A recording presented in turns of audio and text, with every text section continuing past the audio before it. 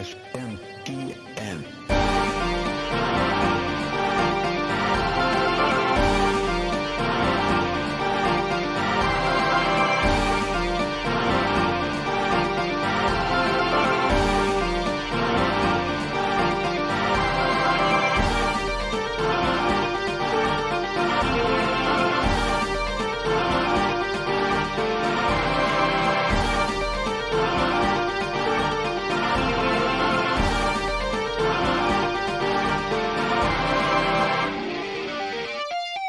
How's it going, everybody, and welcome to Shin Megami Tensei Network Link 349.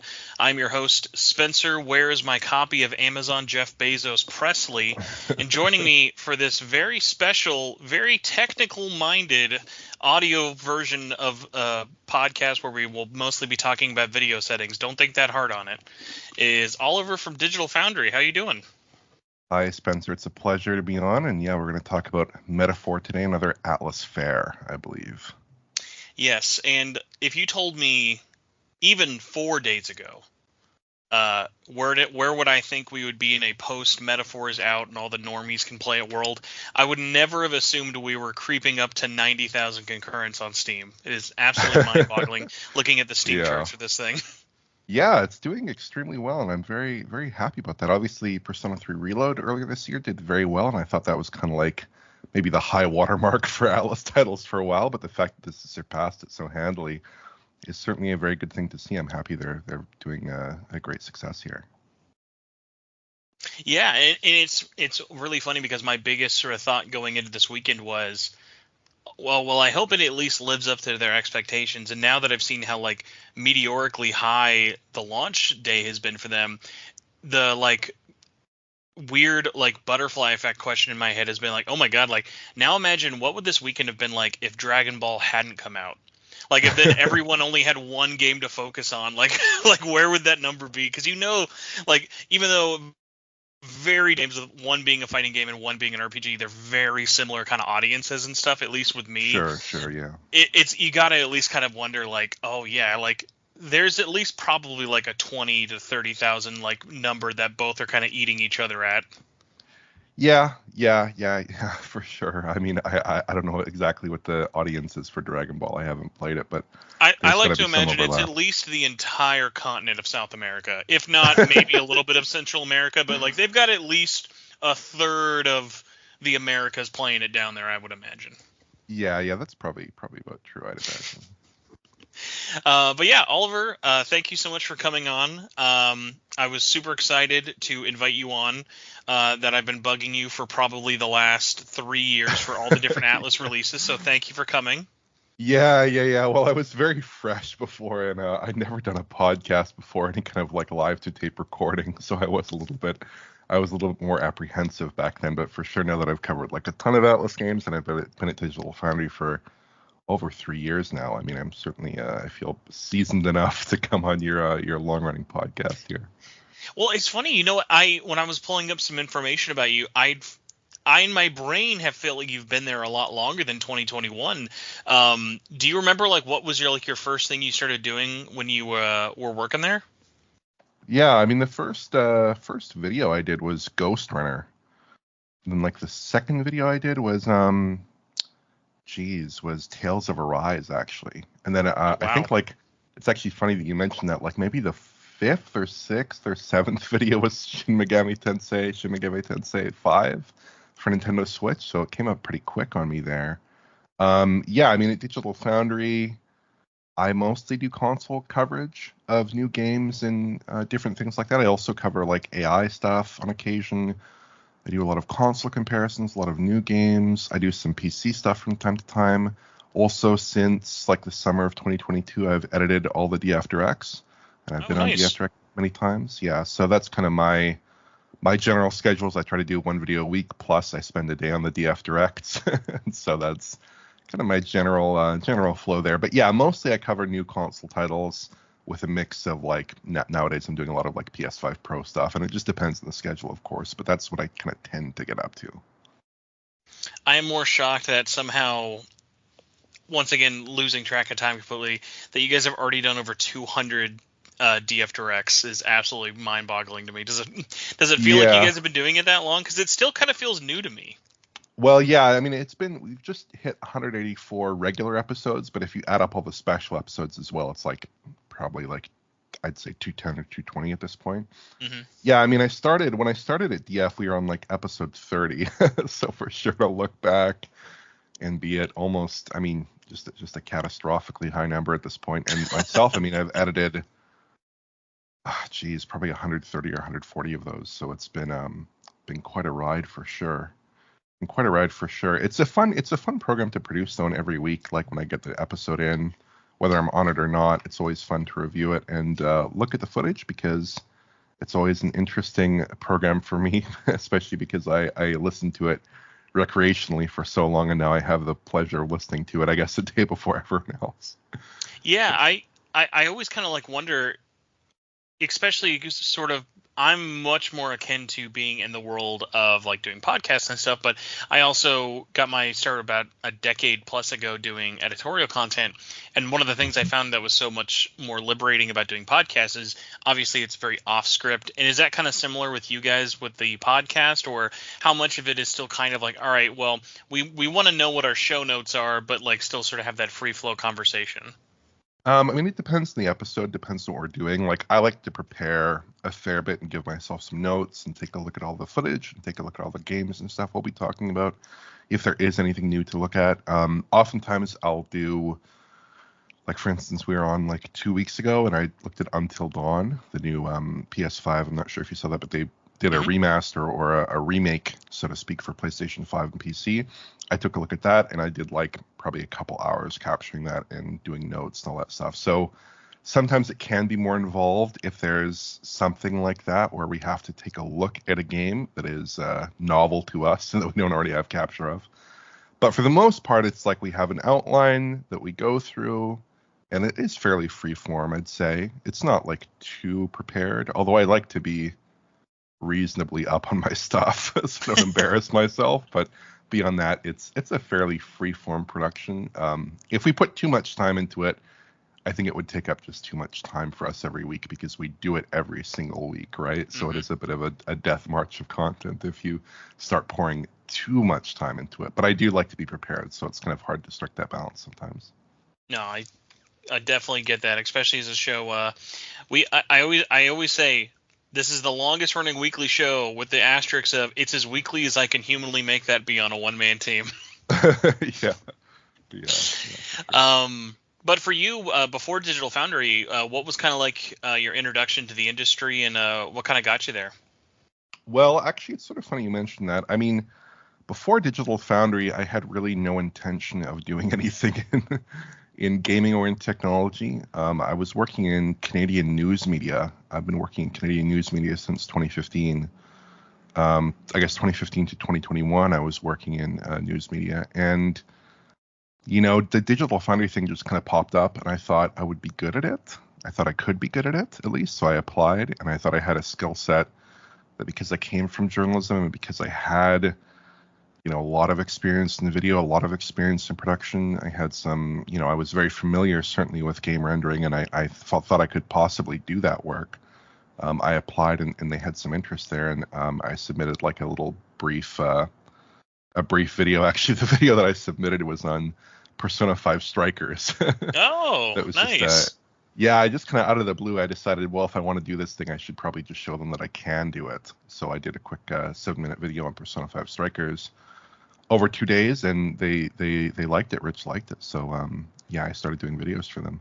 But I had no intention of doing video work for anyone else, really, or doing work for anyone else in the industry. I just saw the Digital Foundry thing pop up, and I thought it would be fun, because I've been reading Digital Foundry since like 2007 or 2008. I mean, it's been a long, long time. I've been like obsessing over Digital Foundry coverage for forever. So for me, it was, you know, I thought it was a good opportunity to do something that I thought I would enjoy, and I have enjoyed it for sure. So yeah, it's less of an interest in the industry, although I am interested in the industry now that I'm in it. I am certainly a part of it, and I'm interested in being a part of that for a good while to come.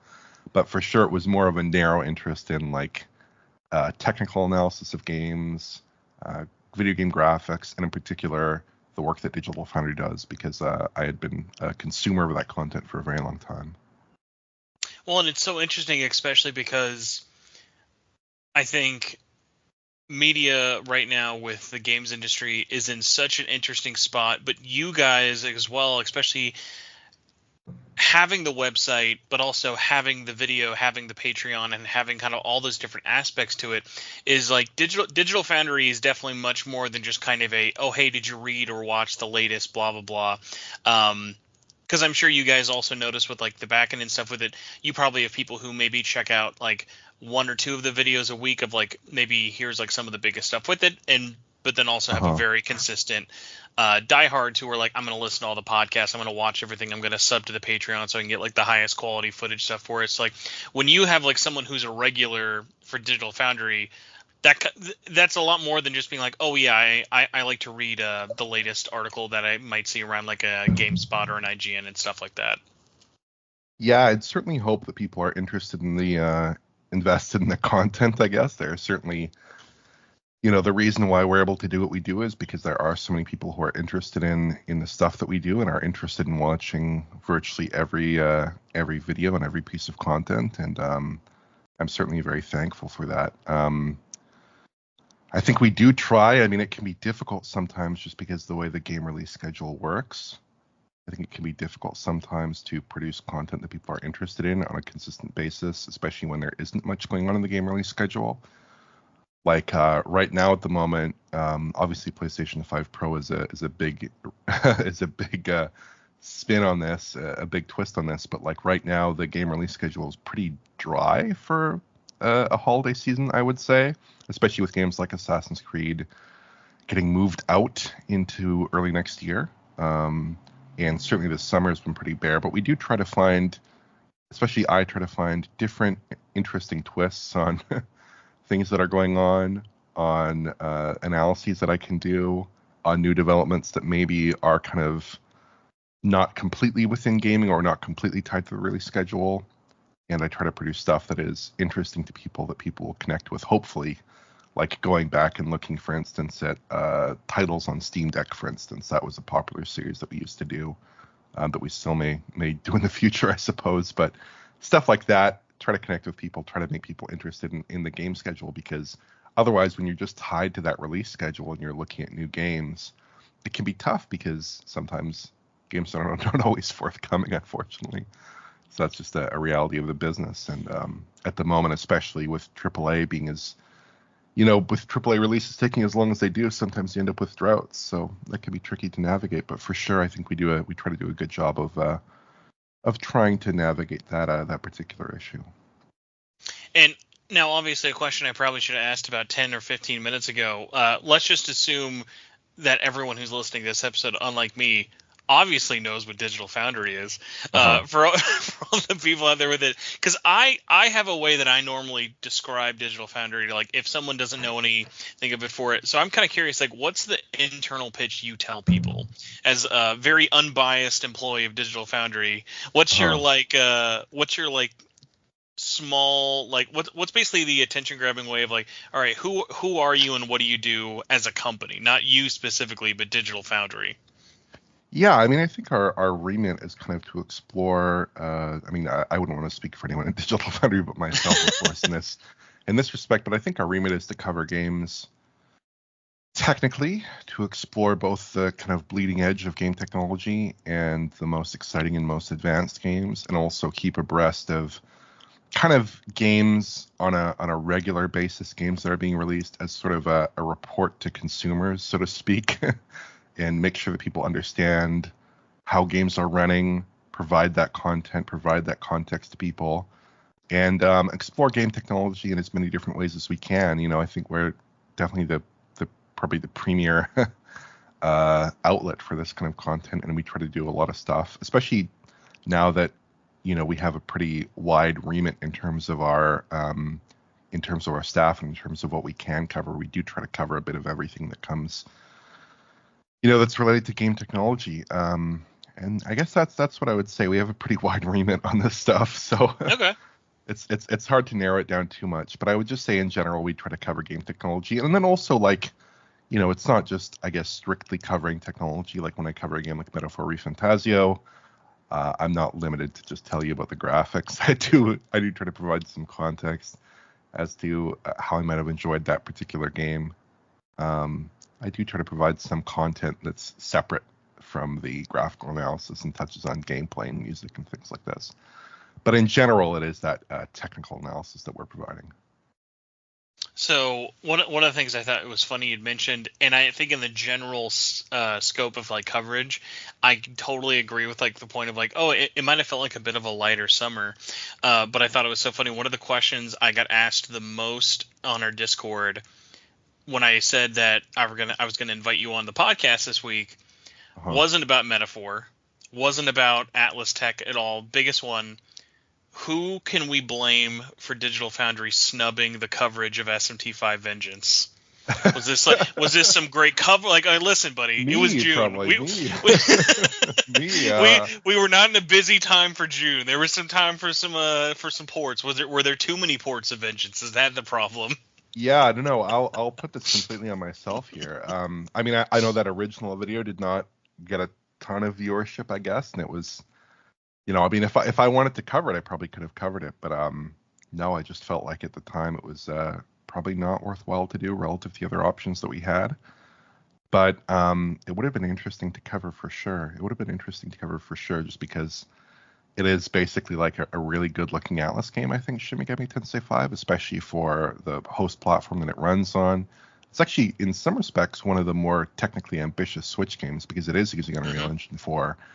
It is a more ambitious title on that engine, but it has some characteristic faults. Like obviously image quality is not great. Obviously performance is not great. And I mean, PS5, Series X, PC, that could be cleaned up quite a bit. So I'd have to direct your audience to blame me, unfortunately. It's one of those games that if time was infinite, I would have loved to have covered. And I'm still curious to check it out myself. I should probably check it out myself if I can get a hold of a copy. It's very cheap right now, unsurprisingly. Oh, okay, yeah. I'm curious to check it out, but it's just one of those games where I think it's an interesting title. It's kind of like that Rain Code game that came out. Yes, that one. Yeah. I had to pick Metaphor or Rain Code, but I plan on getting to that because there's something. I think it's the PlayStation Vita fan in me. I love when I see a system get an exclusive or a port it clearly technically should not be receiving, and then especially when it's an exclusive, then coming to other platforms and like the shackles getting taken off of it. And I think a lot of times, especially with these Japanese games, we see a lot of titles kind of unceremoniously come out. I think Rain Code is probably not very fair, even with the pedigree of like the Danganronpa developers. I think you look at examples like when No More Heroes was coming to consoles again, but it was only PC after Switch, or Deadly Premonitions 2 going from a Switch exclusive to then a very underwhelming PC port, where there's like normally a couple of caveats of like, oh, I wish it had been on more platforms or done things differently. That's why it was so funny with Vengeance. Like Vengeance is insane. Like they have an Xbox One version of that game. I'm like, I don't know like who the 5 people they made that version for with, but like I love that. Like the fact that like they took and ran this thing on every platform basically kind of possible, and doubly so is then kind of fun because we still have that base game. Now with all the added additional content, now it's even fun to kind of like compare the original game from 2021 with Vengeance because it's doing so much different stuff. And then I'll find stuff all the time, especially when I'm jumping between versions of like, oh, that's interesting. There are situations where the base game ran this area better, but then Vengeance will make newer areas that are bigger and grander in scope technically running smoother, which like is always like such an interesting kind of thing of like going back to this game 3+ years later.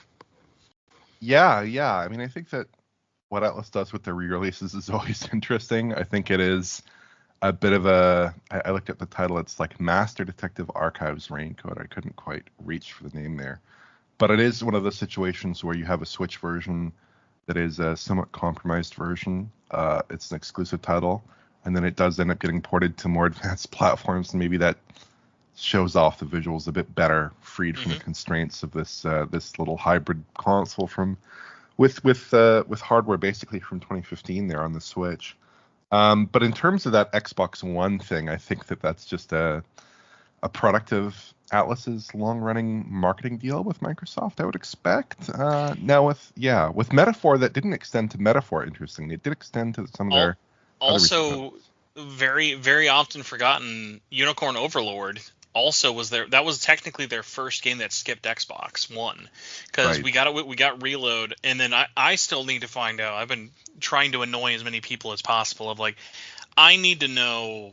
It had to be in the ones, maybe twos, of employees who were stuck with that version, because like you got to imagine if you're a fan of Vanillaware. And in their infamous history of ignoring PC games, especially I remember when Grim Grimoire came out, I was like, this game was designed with a mouse and keyboard in mind and was released on the PS2, and this company's just refusal to ever put anything on PC is so funny to me that then they were like, okay, well, we're gonna release a game on the most platforms we've ever done, and we're gonna make it PS5, PS4, Switch, and Series X only. And I'm like, this has to be purposeful at this point. Like, there has to be just like some personal vendetta or gripe that someone like George or someone at Vanillaware has at like Steam and PC gaming. Yeah, no, I do.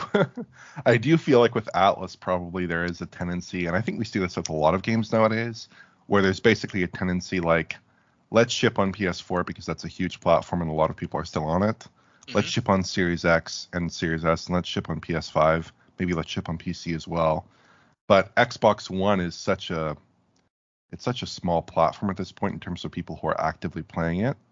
And I just expect that even though like technically it is possible, I'm sure a version of Metaphor Fantasio or, whatever Vanillaware game could have shipped on the console just fine.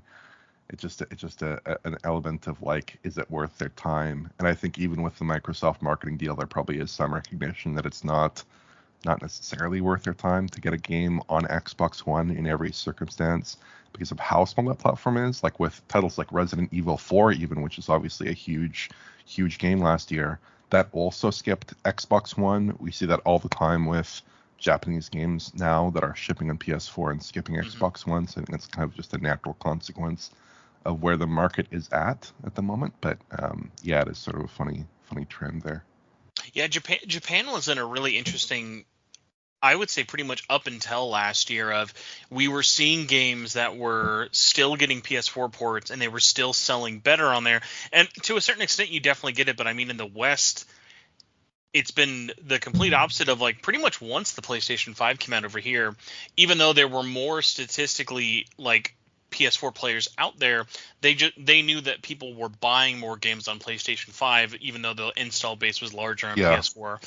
And I mean, even to other cases of there have been funny differences of like, so in the West over here, even though with the giant deal Atlus has had with Microsoft over the past like 3 years now at this point, what's funny is that when it's marketed, it's still pushed in Japan very heavily for Xbox, but because they don't do any of that physically, it's all pushed as like this big digital only thing. And it's been really interesting with how they've done Game Pass, because Metaphor is their first big title not on Game Pass. Right. And it's been nice to sort of see that.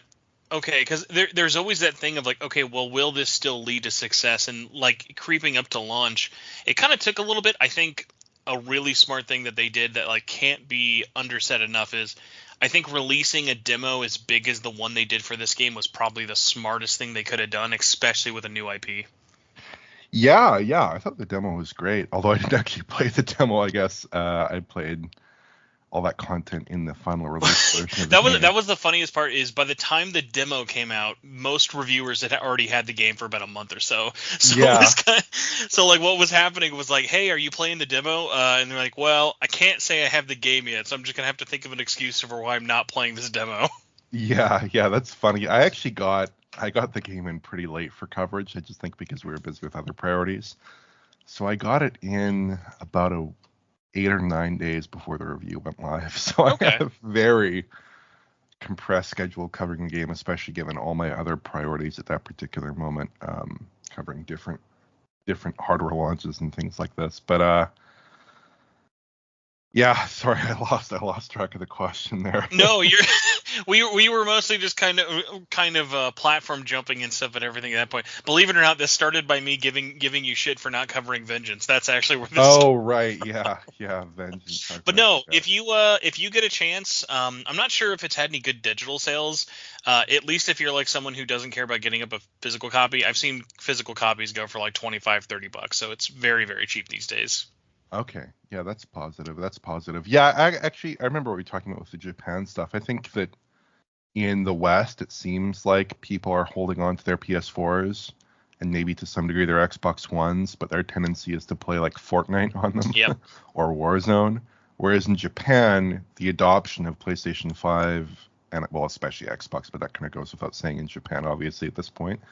But in Japan, the adoption of PS5 has been a little bit less. And the tendency there, I think, is to maybe focus a little bit less on those live service titles, focus a bit more on the upcoming and new releases that are full price, that are shipping on those platforms, that are shipping on PlayStation 4, and a little bit less on those live service titles. So I think it makes more sense from that perspective as well. In general, I think from like the technical perspective of what we do, I always prefer it if people are focusing more on newer hardware. And I think, if anything, what we've seen from sales data this generation is that, yeah, even though that universe of players who are on the current gen consoles is maybe not huge, and actually overall console uptake this generation has been a little bit slower than it was last generation, especially on the Xbox side, but also a little bit on the PlayStation side. Like they are tracking a little bit behind the PS4 in terms of sales for the PS5. Even though that's the case, the engaged consumer who is buying like a new release every month or so, or every couple of weeks, or every 2 months, that consumer who is putting in a lot of hours, that kind of whale consumer, so to speak, is on the new hardware pretty much immediately. So the overwhelming sales volume is on the current gen consoles, even if they are shipping on a console that in theory has like, I don't know, 100 odd million, 120 odd million sales like the PS4 does. No, for sure. And kind of again taking a little bit of a step back for it, you'd mentioned one of the things you had early on kind of done as a test was playing Striker. So that means I know you're a man of taste. So I appreciate you getting past the coolness test there for it. What's your kind of history though with like Atlus? Obviously, without kind of going too much into it, like, do you know like what your first game was, and sort of like, is it always been like a company you sort of like generally follow, or what's your kind of overall opinion on the games in the company, if you will? My first Atlus title was probably was Persona 3 in like 2008 on PS2. Oh, okay. Yeah, I'm a little bit younger. I'm 29, so I was. I love that around. That's the younger answer. Like my answer for that means that like you're very young to me is people tell me Super Smash Brothers on Switch. That's when I know they're really new to the series. Yeah.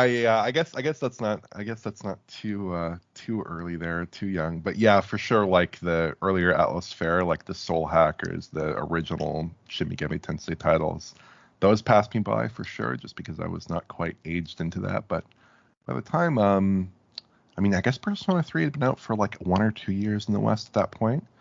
And I really enjoyed that game. And then when I didn't play Persona 4 on PS2, but when it came to PS Vita, that's where I enjoyed it. Persona 4 Golden.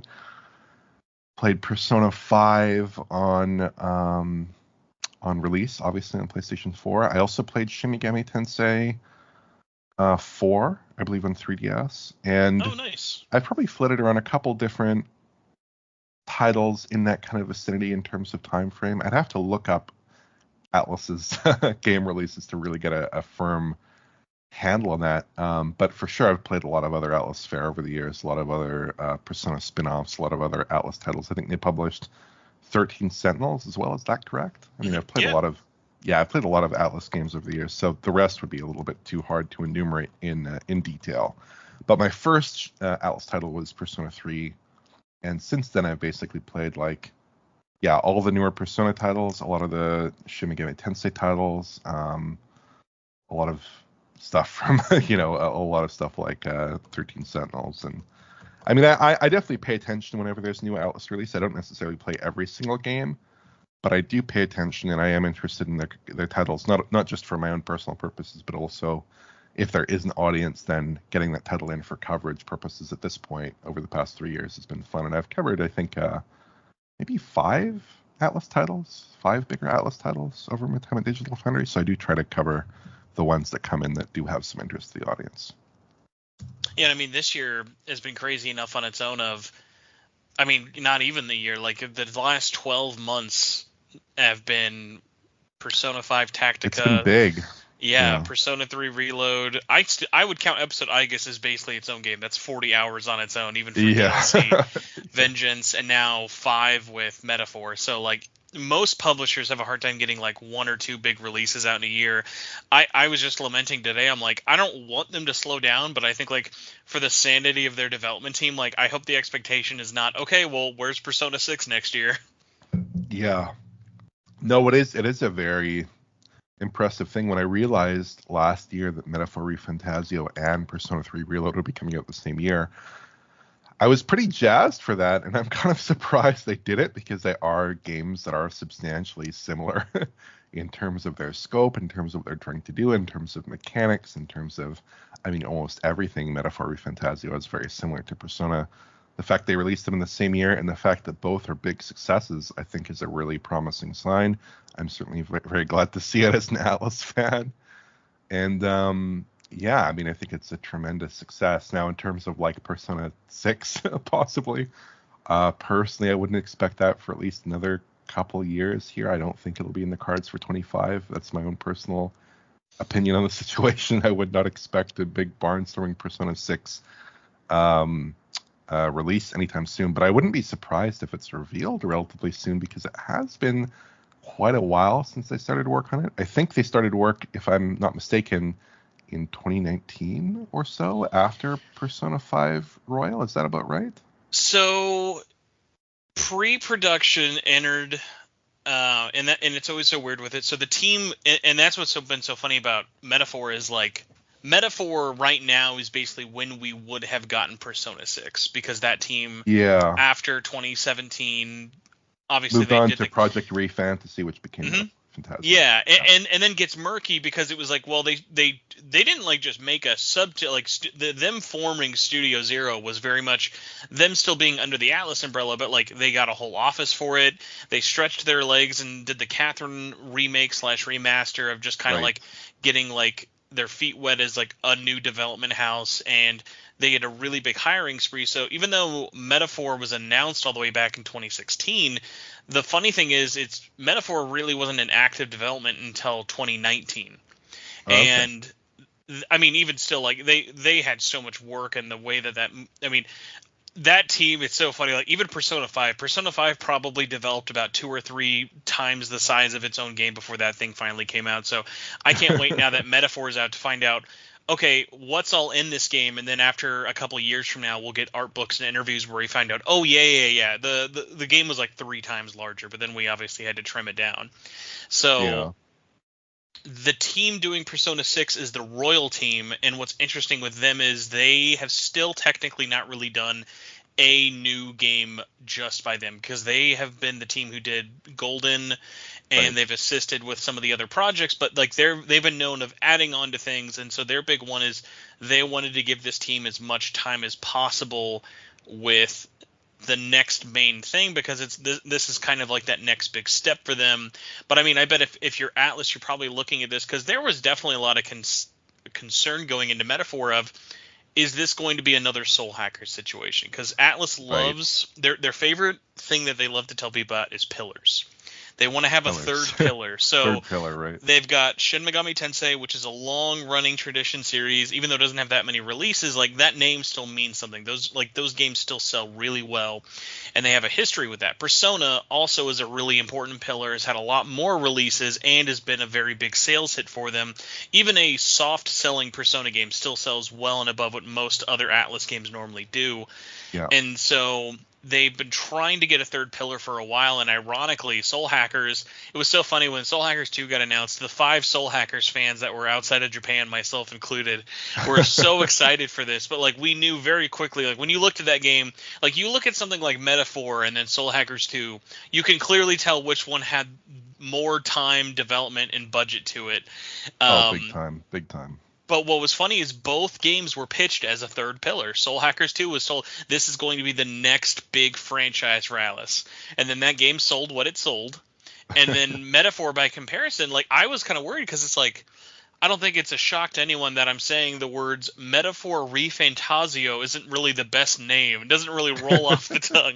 But I think the fact that they could say this is from the makers of Persona 5, like, it's not like, oh, from the guy who cat sat for the director of Tokyo Mirage Sessions. Like, no, this one means a lot more to people, and I'm glad that they noticed that, and people were enough, like, there was enough literacy in the industry for that word of mouth. And again, that demo, I'm sure, sold so many millions of copies just because there were games that are shorter than that demo that are put out there for it. So I'm glad that that's happened with them, but it is just so funny of, like, leading into Persona 6, now that we're at that weird point, and I was like, how did I even get here with this topic? Yeah, so when did Persona 6 enter development? So Persona 6 fully entered development in 2020 at the absolute earliest. But again, if we're kind of going by that time of, like, Atlus still works pretty fast, like, even by kind of long game standards. And I think since they kind of are more in line of, like, they know what engine they're making this on, they know what they're doing in terms of, like, getting things together. I think I 100% agree with you. I wouldn't even be shocked if we got an announcement. I think this year would be a little bit crazy, but considering how good of a year they've had, I think Jeff might finally bump them from the pre-show to the main show. I could see a Game Awards there, because, like, the joke is always Atlus will be at every Jeff Keighley event. They are just never in the main show. They're always they're like a English dub trailer for Metaphors, like peak Summer Games Fest or opening night live for Jeff Keighley, but not like main show material. I think you get, like, a green paint bucket for Persona 6, and Jeff Keighley's like, all right, we can let you in. Sure. Yeah, I mean, I'd love to see an announcement soon. I think with Atlus, they do have a bit of an advantage in that, like, the way that they tend to build games is around, I mean, it's not a cheap way of doing development, but they certainly do have a pattern of, like, we're not going to put a ton of resource into every single possible dialogue scene and cutscene. They have a way of building these games around, like, idle animations and text and some voiceover. And I think probably that kind of content is less prone to needing troubleshooting and less prone to needing, like, bug fixing and things like this. So when you look at a title like Metaphor ReFantasio, I imagine they're spending a lot of time on actually producing the content for the game instead of actually producing that technical framework that makes the game work and fixing problems that emerge as they go along, especially with the use of, like, an established engine. Like, I can't remember what the Persona 5 engine is called. It's like GDK or something. I'll look it up. They have a weird thing with engines, especially the P5 engine. There was a it's like they built this custom engine. Took years for them to finally make it. It was originally supposed to be a PS3 engine only. Then they eventually had to make it on PS4, and now they've been like, all right, well, we've Square Enixed ourselves here, so we might as well get one more game out of this engine if we can. And then Metaphor has been trucking along with it.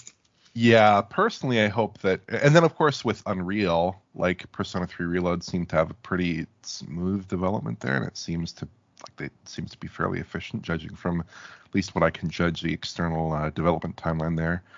But yeah, I mean, I hope that Persona 6 ends up on Unreal, personally, just because of, like, the amount of sophistication that you can get out of Unreal as a developer. Well, I don't want to say smaller developer because Atlus has like 300 employees, but as a developer that's not necessarily putting a ton of time into the technical development of an engine, when you get Unreal, you basically get a lot of technology just off the bat for free, which is why so many people are using it. And we certainly saw that with Persona 3 Reload. You get a lot of post-processing, you get screen space reflections, you get depth of field. I mean, we have ray tracing, for God's sakes. Yeah, you get. When I saw ray tracing in an Atlus game, that was like going over to your grandma's house when she bought a flat screen. You're like, I didn't know you knew what these were. Yeah, you get, like, ray traced reflections, obviously, in Persona 3 Reload, which was kind of striking to me at the time. I remember getting that game in for coverage, and I was just like, geez, are these ray traced reflections? Like, Atlus? It's really funny, too, because, like, especially with Persona 3 Reload, because that game wants you to like remember. It's like Persona 3 Reload was remade to sort of be like, I want you to think that this is what you remember P3 looking Sure, like, even yeah. though it's drastically different. But there are so many scenes in that world that are so purposefully low detail or low polygon count and things like that. That's like you Right. go into like just even judging environments of like going into the town of Metaphor versus like the club in Reload where nobody's Yeah. moving. There's no animation. It's like A little bizarre. yeah, but I definitely agree. I think they are such an interesting company as well, and this is one of the big things I wanted to kind of pick your brain about of where we're sort of at because like I would love to know where they want to go because they've really been flexible with other game engines in ways we haven't seen other bigger third parties do. And I mean, like we look at even the Megami Tensei series of like Soul Hackers was on Unity.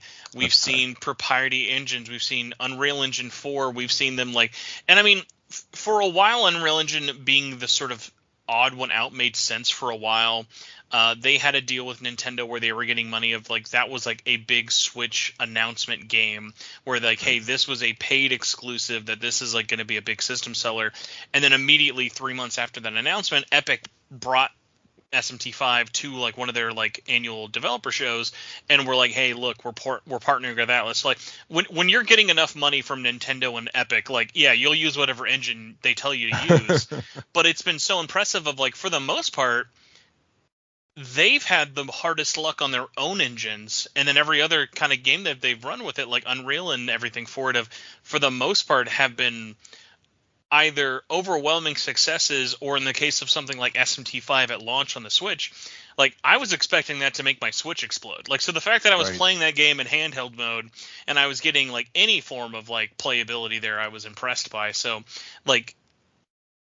They've just got such interesting technical chops there for such a small developer that it's kind of like I almost would prefer that they just stick with Unreal going forward, just in the sense of kind of like the Square Enix thing of I think Tetsuya Nomura had a really great interview when he explained about why mid-development for like Persona 4 or Kingdom Hearts 3, they were like after a year of development, they were like, hey, we're just going to switch from Crystal Tools to Unreal. And about like you mentioned the ease of use, like you have the developer pipeline, there are so many easier kind of like troubleshooting methods of getting around development, and it just overall kind of makes that pipeline easier for them, that I feel like why go back to Unity? Why go back to this main engine? For the love of God, please don't make a new engine. Like if I found out Persona 6 is on a brand new game engine, I would just be like, why? Like why would you do this? Funny.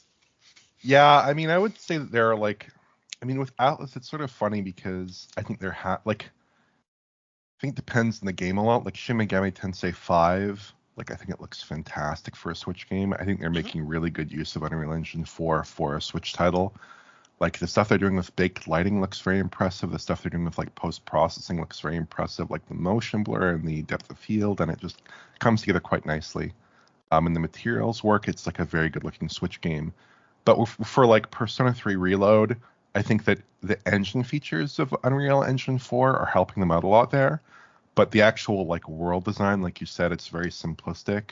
Some of the modeling is not that great. I mean, the character models look terrific, but the like world looks often quite flat, and some of the lighting is not that great. Even though within Unreal, like when you're dealing with a game that is a smaller scale title in terms of the environments, like in Persona 3 Reload, which is a very large game, of course, but like you look at that mall environment and it's nothing to shake a stick at relative to other open world titles that might be out there. I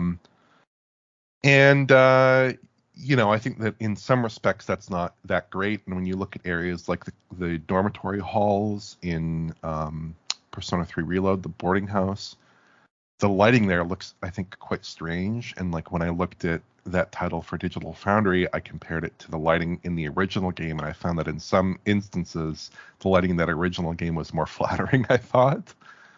So there are some like bits of weirdness there, where I don't think that Atlus is making the best use of those engines. With something like Soul Hackers 2, it makes more sense because Unity, at least without the high definition render pipeline, is a relatively basic engine in terms of the visual features that people are typically shipping on it.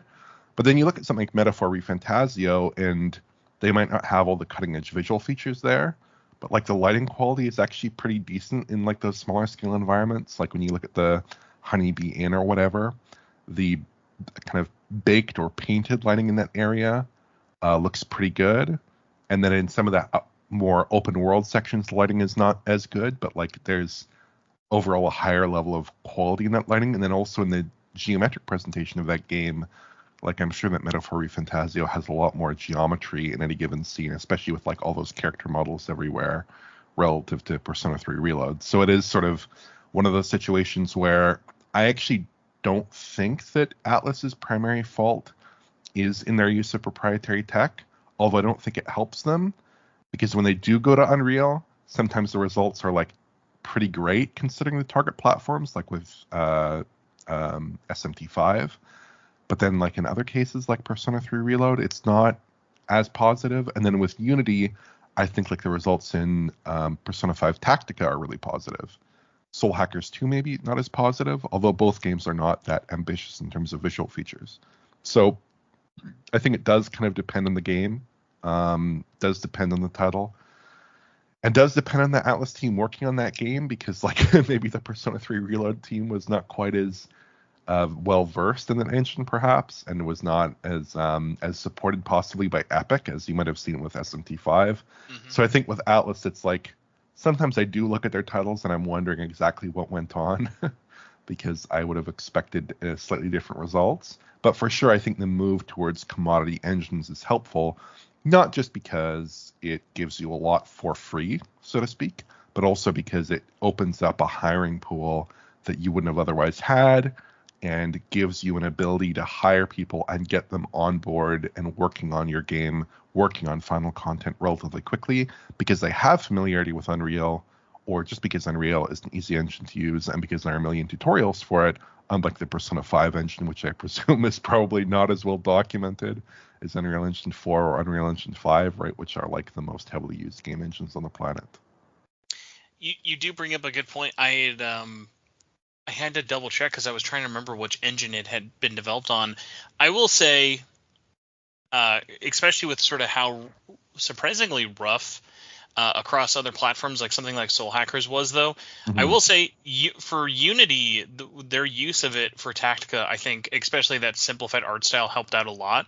But I remember when that game came out last year, I was actually shocked at how well it ran on all platforms, because I remember the biggest differentiator between obviously graphical quality was really load time. And I think in a tactical RPG with something like that, that's basically as good as you can get it, of like having like, yeah, it really doesn't matter where you play this game as long as either you're patient or if you're wanting like X, Y, or Z factors. And it's one of those things that I always kind of wish that they would be a little bit more candid in terms of like the technical aspects of this. But I think, especially depending on whoever they usually bring out for it, it's either like, here's the music person, or here's the art person, or here's the director or the writer. Right. We don't often get too much of a glimpse into the technical side of things. We really haven't for a long time. Since like 20 years ago with like Nocturne. I remember when they were doing there's a fantastic documentary about the making of Nocturne back on the PlayStation 2. And what's funny about that is, have you ever played Nocturne before? I've played the remaster. I've played the remaster, but not the original. So the original, that base game, and same thing with Persona 3 and 4, because they all used that same engine. Renderware, right? It was Renderware, but they started using that engine all the way back with Mach and X on the Dreamcast. So it was interesting. I remember, because the funniest thing was Mach and X had voice acting, very bad voice acting, but it was like for the era for Dreamcast voice acting. Had voice acting with no mouth movement. They didn't even try the Metal Gear Solid thing with like the head nodding. It was just like no blank face, but voices coming out of it. Versus Nocturne, where they had purposefully at that point, they thought it was more realistic to have lip movement and remove the voice acting. In the original version of Nocturne, Japanese and English, there were no voices at all. And I think there's a lot of sort of like interesting sort of parallels and things that can be made there. The fact that you played the remastered version of Nocturne is funny. Did you play it on PC or consoles? I was playing it on Switch, I believe, Nintendo Switch. I'm not sure if they did the thing where like they wrapped I'm assuming it's like running in a Unity wrapper or It something. is a Unity wrapper of Okay. the most bare bones PS2 emulator you've ever seen in the year 2004. Okay. Yeah. Like it's Yeah. really funny. Of like they put about as much effort into the Unity like wrapper as when they do the Yakuza mini games, and they're like, hey, Right.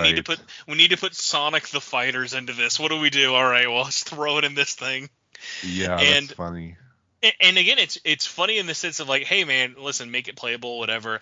The funny thing, and this will kind of get into metaphor of one of the first big pushbacks I ever had was when Nocturne HD first came out. It's one of those rare cases of we got it almost 8 or 9 months after Japan got it. So they got it in October of Right. 2020, and we got it May of 2021, Uh-huh. and something really big happened the next month after it came out. The PlayStation 5 came out, and the PlayStation 5, especially at launch, was known for running PlayStation 4 games really well. So I That's thought correct. to myself, okay, this is a game that has multiple, even though it's a PS2 game running on a PS4, Hmm. this is a game that could obviously be benefited by running on more powerful hardware. And one of the funny things about Nocturne was, and this is still even true to this day, no matter where you played on console, it is always 1080p, 30 FPS, hard locked, everything. And I'm like, I Yeah. feel like for a $50 remaster at launch, we could have had a little bit higher expectations. But what was so funny was I thought by putting like opinions out there like that, of I had done a video saying, um, Nocturne on PS5 was like a huge disappointment for me in the sense of like it didn't even like make it load faster, look better, or anything. It was like the Right. most, because of how it was coded in the emulation and everything for it. There was Hmm. nothing for it to be taken advantage of. Whereas even things like Persona 5 Strikers, a game that came out 7 months before that, ran You basically run like a better on native PS5. yeah, it Yeah. basically runs like a PS5 port, which is funny. Uh-huh. And so Nocturne, my one of my big things with it was like, oh well, we should at least be expecting a better standard of like port nowadays in 2020, and got so much backlash from people being like, how dare you assume that this turn-based RPG needs anything more than 30 FPS. And again, it's so funny because it's not like, oh, there's anything wrong with playing at 30 FPS. It was just like, Hmm. I feel like where we're at technically, and this was in 2020, was in such a place of like, oh, we should be demanding a little bit more for it.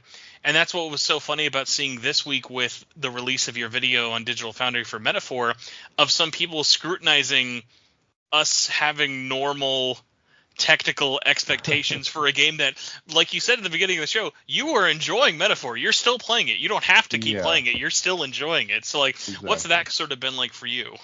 Well, it's sort of funny because I remember going back to like 2017, or I guess, I mean, in Japan it would have been 2016, but for us it was 2017 with the release of the original Persona 5. And that's a game that on PS3 is like 720p 30, but pretty unstable. And Oh, then on yeah. PS4, it's basically 1080p 60 locked. But interestingly, even though it came out in, geez, I believe it was like March 2020 or 2017 for us, it I, didn't I have. will I will only correct you because I know this is the only episode Okay. that this will Was it happen. April? No, no, no, no. You were correct on dates. Oh, sorry. It Uh-huh. is April. I was actually going to correct you. Base P5 on PS4 and PS3 were locked at 30. They were not 60 until the 2020 ports. Oh, did I say 60? Oh, I meant 30. Yes. I meant 30. No, no, Geez. no. Yeah, you're good. Yeah. I Yeah. only would say that just because I know this is the episode where those corrections would Oh, come in, yeah. so I Yeah. thought I'd Well, save you. please feel free to correct me if I misspeak. Yeah, there were 720p 30 on base on PS3, sorry, and then on PS4 it was 1080p 30. But it didn't have any PS4 Pro enhancement, and it was a pretty light game, right? Like if you go back Hmm. and you actually look at Persona 5 Royal on the PS4 Pro, they got it all the way to 2160p to a full 4K, at least for the 3D elements. For the UI, it was still at 1080p for whatever Yes. reason, but for the 3D, it was all at 4K. So they had a lot of headroom, clearly, which is what you might expect, given that it's basically it is basically a PS3 title at its core. So it's not, and I know that there was a lot of controversy around that and counter controversy with people who are upset at people who are being upset. So I'm used to Classic it at this internet point. behavior. Yeah, I think like it's fair if people want to have like a metatextual disagreement with like the focus of like Digital Foundry coverage. I think that's fair. I think people can interpret the coverage how they like, but I also don't think it's like ridiculous to look at a game with kind of, again, an enormous amount of quality clearly a lot of visual strengths as well, like in terms of the art, in terms of the menu design, but also a lot of visual faults. I don't think it's ridiculous to look at that title and say, here are some ways where it could be better. Here are some ways where it could improve even still, even after it's shipped. And here are some things that people are going to notice and are going to want improved. Like, I don't think that's ridiculous. I mean, personally, I can remember going all the way back like 20 years, looking at some games, like I was playing Half-Life 2 on the original Xbox and thinking, wow, this runs like crap. Like, I wish it ran better. You know, I mean, like, this is not a new impulse in gaming to be upset at a game's technical performance. This goes all the way back to the start of video games. And to kind of have like this metatextual anger at coverage that we do, because we're not covering a game that people generally regard positively. We're not covering that as a success in every single aspect, I think is like a little bit fanboyish in my own personal opinion. But of course, people are entitled to their own opinions about the merits of doing technical analyses on games. But I think at this point, like, it's pretty well-worn ground that people do care about this stuff. 100%. That people are invested in it, and that it should matter to developers, I think. Even if not every single person who's going to play Metaphor Fantasio is going to necessarily notice or care. Like, I think that's also fair. So I'm not too animated about it. I think it's like kind of fun to me that people are like engaging with our content, even in a way that's like very negative. I think it's interesting to see those opinions out there. It doesn't bother me too much. But yeah, I think it's ultimately kind of this is a fairly established brand of criticism, the stuff that we do, and I think it's stuff that should, in general, I think be interpreted as like reasonable criticism and not as something that's like disrespecting Atlus or something. I think that's kind of silly, but just my opinion, just one man's opinion, and I'm biased, obviously, of course, but you know, it's just. Oh well, opinion. I mean, I completely agreed. I mean, a great point to even look at now. If people like us didn't exist, Sony would clearly not have the gall to be charging anyone $700 for a system that was only made for these people. Yeah. I mean, I think that is a good point. Like the PS5 Pro, you know, it does seem to be selling reasonably well. I mean, I think from judgment so far, people at least seem to be quite interested in its performance and in how it works. And certainly that wouldn't be the case if people were just looking at their PlayStation 5 and saying, yeah, you know, give this to me, give me a PS3, give me a PS4, whatever game it runs, you know, doesn't matter to me, doesn't matter the hardware. I think if that was the general assumption among the audience, then probably there would not be a market for a PS5 Pro. And the fact there is certainly suggests that that people do care about this stuff ultimately. But yeah. Listen, I'm just saying, when the PlayStation 6 is about to get announced, if you guys could just find whatever blackmail CNET has for Sony so that you guys can get, for some reason, the only press appointment for the first appointment, and then 2 weeks later everyone else gets invited out, then we won't have everyone arguing about 1080p 30 FPS footage for the first week of a console's announcement. Yeah, that was kind of a funny incident there, because basically when I went to, I'm not totally sure that the CNET presentation was done in like the same room as me or anything like that. I'm not completely sure about that, but it was a very similar setup. It was just expanded with more games and stuff like that. So it was a little bit curious not to have us out or have other outlets out, of course.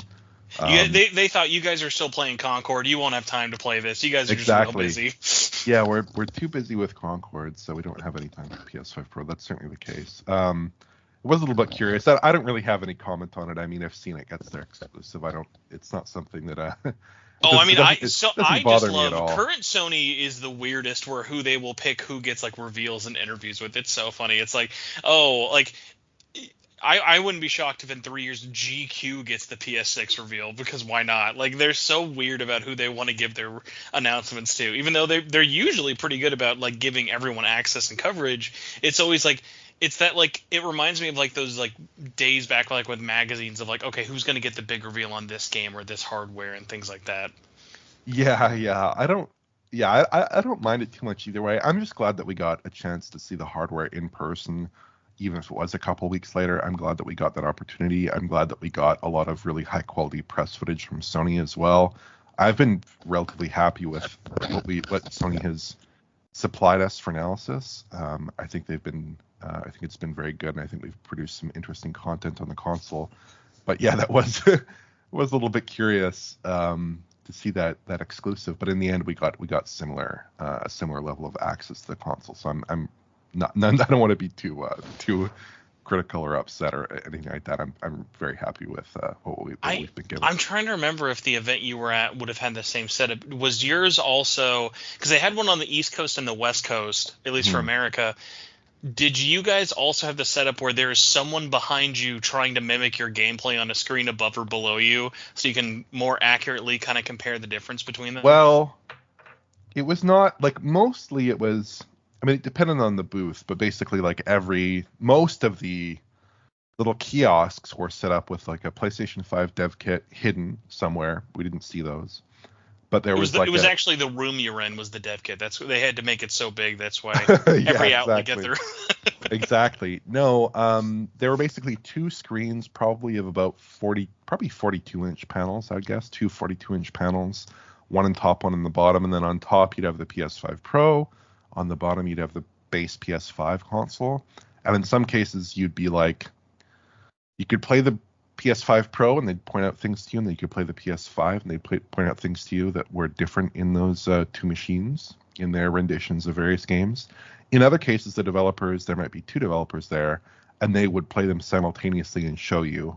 But in kind of every case, you could play the games, and you'd have the developer there to kind of show you stuff, and maybe they would be interested in doing like an interview afterwards, stuff like that, to help you out with your coverage. But yeah, it was a pretty good setup. It was pretty slick. And then for some titles, they would just have the game in like the corner of the room with an 8K panel. So like for Formula One, they didn't have the comparison thing going on, but they did have the game running on an actual 8K panel, so you could probably appreciate that 8K mode a bit better. Yeah. GT7 I think was the same one, but I mean, yeah, because like that one, those are a lot easier. Of like when you're looking at like 4K versus upscaled 4K versus here's 8K of a game that you could not have done that before, is a lot more night and day with it, especially. So like that's been a lot more interesting. I will say, as a massive tech enthusiast and Sony fan, I am extremely interested to see how the Pro will do once it's out, because like I've been loving everything I've been hearing about it leading up to it, but like there's the consumer side in me, and then there's the realist there's like the super techie, I love all new things, I want to see everything run to the best ability that it has, and then there's like that realistic consumer side of me that's like, I just genuinely can't wait to see like, how does this do? Like, does this kind of even, because I think right now I'd be like, I feel like if I was Sony, I would be happy if this could at least match PS4 Pro's level of adoption, because like we're in such a different environment, like you mentioned, of adoption rates, people moving from one system to another, that like this is the first time we've had a situation like this happen in a console generation with just one party. Microsoft isn't going to do one, so they are their own competition at this point. So it'll be interesting of like, do we feel like they have to try harder or less? Will people match that energy? And then obviously as we get more into like 2025, of like, we're going to have to live in a world where Microsoft is putting out PS5 Pro versions that run better than their own native hardware. Yeah, it's a funny situation. I think with Sony, it's a bit more of an uphill battle than it was with PS4 Pro, because with PS4 Pro, they had the advancement in lithography and lithography pricing that got them to launch the PS4 Pro at the same launch price as the PS4. So at that point, you had the PS4 at, I believe, $300, PS4 Pro at $400. These are U.S. prices, of course. Well, it matched the PS4 price, but it was also announced with a price cut, which I think also was like a good 1-2 punch of everything's cheaper, and if you want to pay the same price, you're going to get everything better with it. That was like a much easier kind of pill for people to swallow versus no price cut, and then disk drive, disk stand, and the extra $200 was a good 1-2-3 punch of, all right, everyone's going to be mad at this for a week. I mean, I think that Sony is in a difficult position, but I think also like it's not just Sony, it's not just Microsoft. Oh yeah, it's kind of it's everyone. It's an everyone problem, because like, yeah, Sony, in order to achieve a console that is like substantially more powerful than a PlayStation 5 in sort of a PS4 Pro like way when you add up like all the additional ray tracing, the additional compute, the additional bandwidth, and of course that machine learning acceleration. It is kind of a similar magnitude of improvement as we saw with PS4 Pro, but in order to do it this time around, you have to increase price by like 40% instead of keeping price the same relative to that base model, that original base model. But I also think like when you look at PC components, the cost to assemble a PS5 like PC is basically the same as it was 4 years ago. It's not that different. The cost to assemble a PS4 Pro like PC is like $1,000. That's still a pretty hefty price. When you look at like the cost of a system that is basically at like that RTX 3080 level, it is still a pretty similar price. Like nothing is getting cheaper is the problem. So like this is going to, I think it maybe is a bit of a bigger problem for consoles possibly, but it's also an issue for PC. It's an issue for everyone. It's an issue for every single category of device that relies heavily on large chips, basically, because the lithography is not getting much cheaper per transistor. It's not getting cheaper. And it's also like this is a problem across all kinds of different areas of the industry. It's an issue for camera sensors. It's an issue for displays. It's an issue for lots of things. But I think it's most acutely felt in the lithography sense because we have the capability to produce faster chips, but we don't have the capability to make those chips cheaper necessarily. So I think this is just a problem for everyone to address, and it's a problem that everyone's going to have to face, and I don't think it's a unique problem. I think in this case it's unfortunate, but like we kind of have to get used to this new reality of unless you can throw some like machine learning magic on top of things, then you're just going to be paying a lot more for a chip of comparable size as you would in the past, right? So It's a tough situation. I was sort of curious for you, especially just because of where you would have been when the system sort of came out. Were you an adopter of the PS4 Pro right away at launch, or was there kind of something for you that was like, oh, I'm going to wait for like X, Y, or Z? Because I think everyone had different games. I know Red Dead 2 was a big one for a lot of people. I was comically late. I said, you know what? I'm not going to sully my hands with this PlayStation 5 Pro nonsense till Kingdom Hearts 3 comes out the way Nomura intended it on this, but it's always funny, like they're just like, especially because of like how different every developer handles these kind of upgrades on systems, of like kind of like we mentioned with Atlus, of like they loved ignoring the PS5 Pro. Like they would have the stickers and it was like, oh, well, I mean it's like it's 4K, but for like the 5 people out there who will like notice the difference, like that's about it for it. I remember the funniest thing was there is a PS4 Pro bundle in Japan for Royal, and it was like, oh dang, like so like how different does it play? Oh, not really. It's just like you can kind of do 4K. It looks, yeah, I think it looks pretty good on PS4 Pro. It looks really good in PS4 Pro, but it was definitely one of those things of like, I think a lot of people, and even I remember like on like Reddit posts would be like, oh, well, I mean, it's clearly 60 FPS now, right? Like that, it's got to take care. It's like, oh, no, we picked visuals over performance. Sorry. No, with Royal, it was sort of funny because, yeah, they did have pretty decent PS4 Pro support.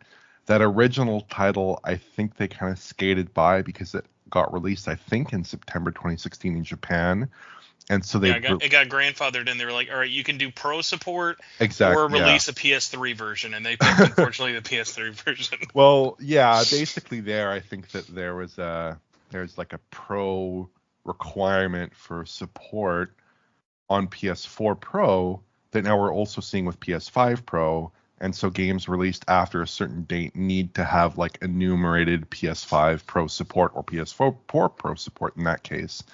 And Persona 5 basically just skated in under the line there. And then when it was released in the West, it's still the original date of release was earlier, so they didn't have to do it. But yeah, I mean, I think that like with PS4 Pro, I was there pretty much on day one. I got it like, it might have been like a week or two after launch just because of stock issues.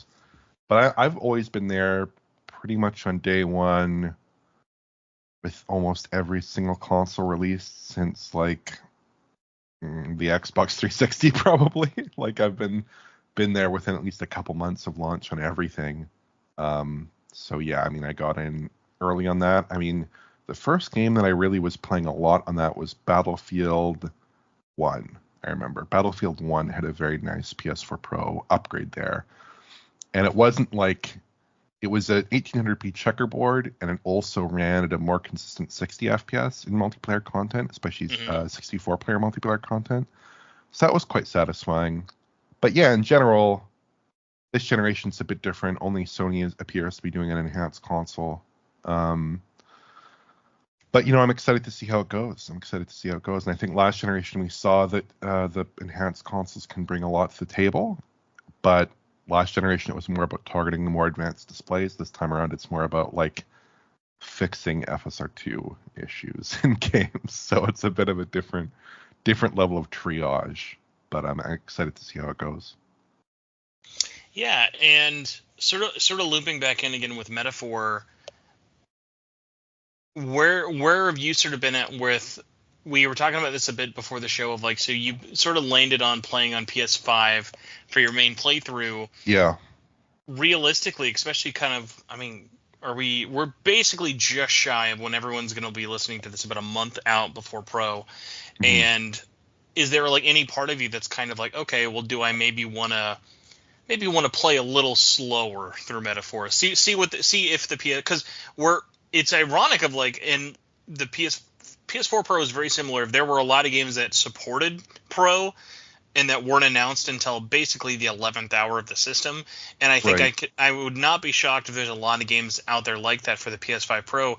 Ironically, it's Atlus's kind of lack of support with the PS4 Pro that lead me to believe, yeah, this is like such a niche, like a percentage of their players, that I could see them not really supporting the PS5 Pro, but they've already gone through the efforts of making a better running and looking version with other graphical options on PC that it would almost sort of seem strange not to. So like, where are you sort of at with Metaphor, especially because nothing has been announced or denied at this point? Right. I think there are a couple different ways to look at it. One way to look at it would be basically that regardless of whether the game gets explicit PS5 Pro support or not, depending on how effective that Ultra Boost mode is that is in the PS5 Pro, that could end up just running the game at a higher level of performance anyways. Like if developers are able to hit that full GPU even without updating their software necessarily to take advantage of PS5 Pro, then we would, in theory, see probably about a 40%, 45%, 50%, somewhere in that range, uplift in GPU-bound performance in typical, like, rasterized uses on that PS5 Pro hardware. So that would, if that tracks with Metaphor ReFantazio, that would probably just about get you to a locked 60 FPS, judging from how the PS5 code currently operates. So that's kind of point one. Point two is that Atlus may not have a choice because, the game was released on October 11th. Mm-hmm. I don't know when I don't personally know when the PS5 Pro Enhanced requirement kicks in, but I do know that the requirement is games officially released after fiscal 2024. So You'll sort of see more after the holidays, but probably not till after March. Oh, okay, that's interesting. Yeah, I wasn't.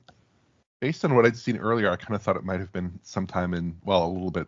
I don't want to say specifically, but a little bit sooner. Or when you say fiscal 2024, do you mean extending to 2025, or you mean earlier? Yeah. So the way I've had it explained through a couple of developer friends I've asked with is, and this is for the most indie of indie, because obviously every company is going to be different. There might be deals, there may be scratching of backs with it. I think for general developers, it will not be a thing that we're expecting implementation until after March 2025. Okay, that's interesting. Well, that's new information to me. But yeah, I mean, they could. I mean, maybe they might be hit by some kind of requirement to support PS5 Pro, but. If they are, they could certainly do a lot with the title. They could do some things to kind of mess things up, but I would focus more on, like, again, if that Ultra Boost mode is as effective as we hope it is, and this is one of those areas where Sony has been relatively tight-lipped about it so far. We know about it because Sony, I think, has talked about it publicly, and it's also in the developer documentation. to some degree, I believe, as well. Yes. So we'll have to see how that works. But in theory, kind of like by hook or by crook on this one. So like the game should hopefully be running at a much closer to a locked 60 FPS on PS5 Pro, just by virtue of that larger GPU, if they don't change visual settings. Now, again, it depends on, like, we don't know, for instance, at this point, if it'll be a selectable feature to turn off Pro enhancements. So it could be the case that Atlus updates the game for PS5 Pro, or indeed that the game already supports PS5 Pro and we just don't know it because we don't have the hardware to see that support at the moment. And the game runs at like native 4K and it doesn't run very well. And then we don't have the option to go back to that PS5 code and enjoy it at a higher performance level with that original graphical setting, right? So there are a lot of things we don't know about it, so I kind of hesitate to offer too much of an opinion on it.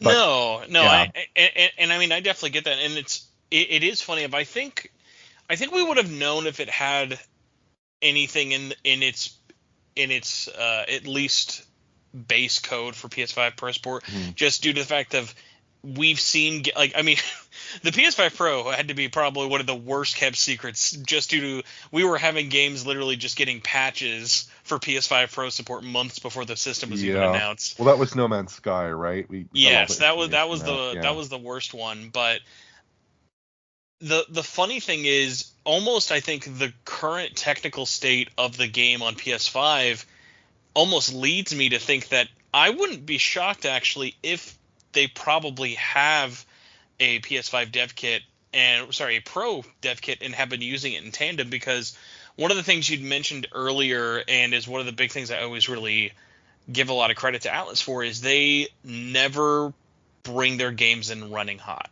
Like, their games are done months and months and months in advance. Like, they are never, if they were to do the thing that what a lot of Western devs do of announce when a game goes gold, like, it would blow people's minds off. Like, the best example and recent example is Shin Megami Tensei 5.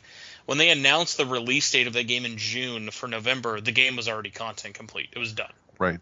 Well, I think they're in a bit of a tough situation because localization is much more challenging with their titles.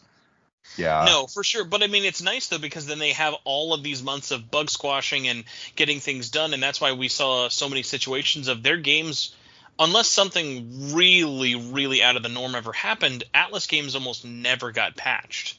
And it was very rare to see so. And even for later titles like Soul Hackers and as we've seen with Reload has had so few patches. Yeah. It's very impressive in that sense. And like it's kind of a double-edged sword, because it's like, on one hand, it's nice that developers will go back to a game, will optimize it, will make changes, but it's also nice to see them be like, hey, here was our vision for the game. We finished that vision. It's out.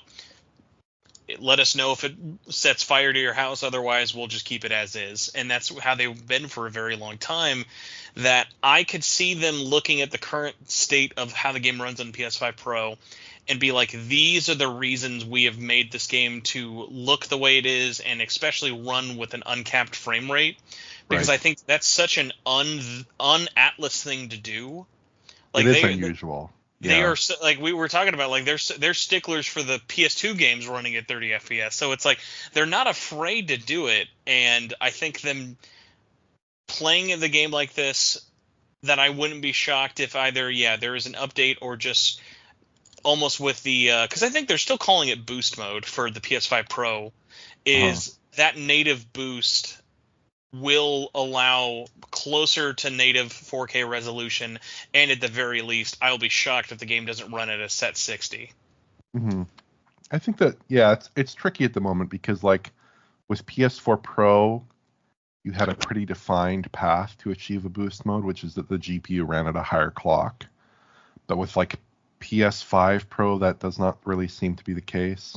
So you'd assume that developers can use the full GPU, or at least that the full GPU is being used there. Whereas on PS4 Pro, almost every single game was specifically addressing that original 18 CUs.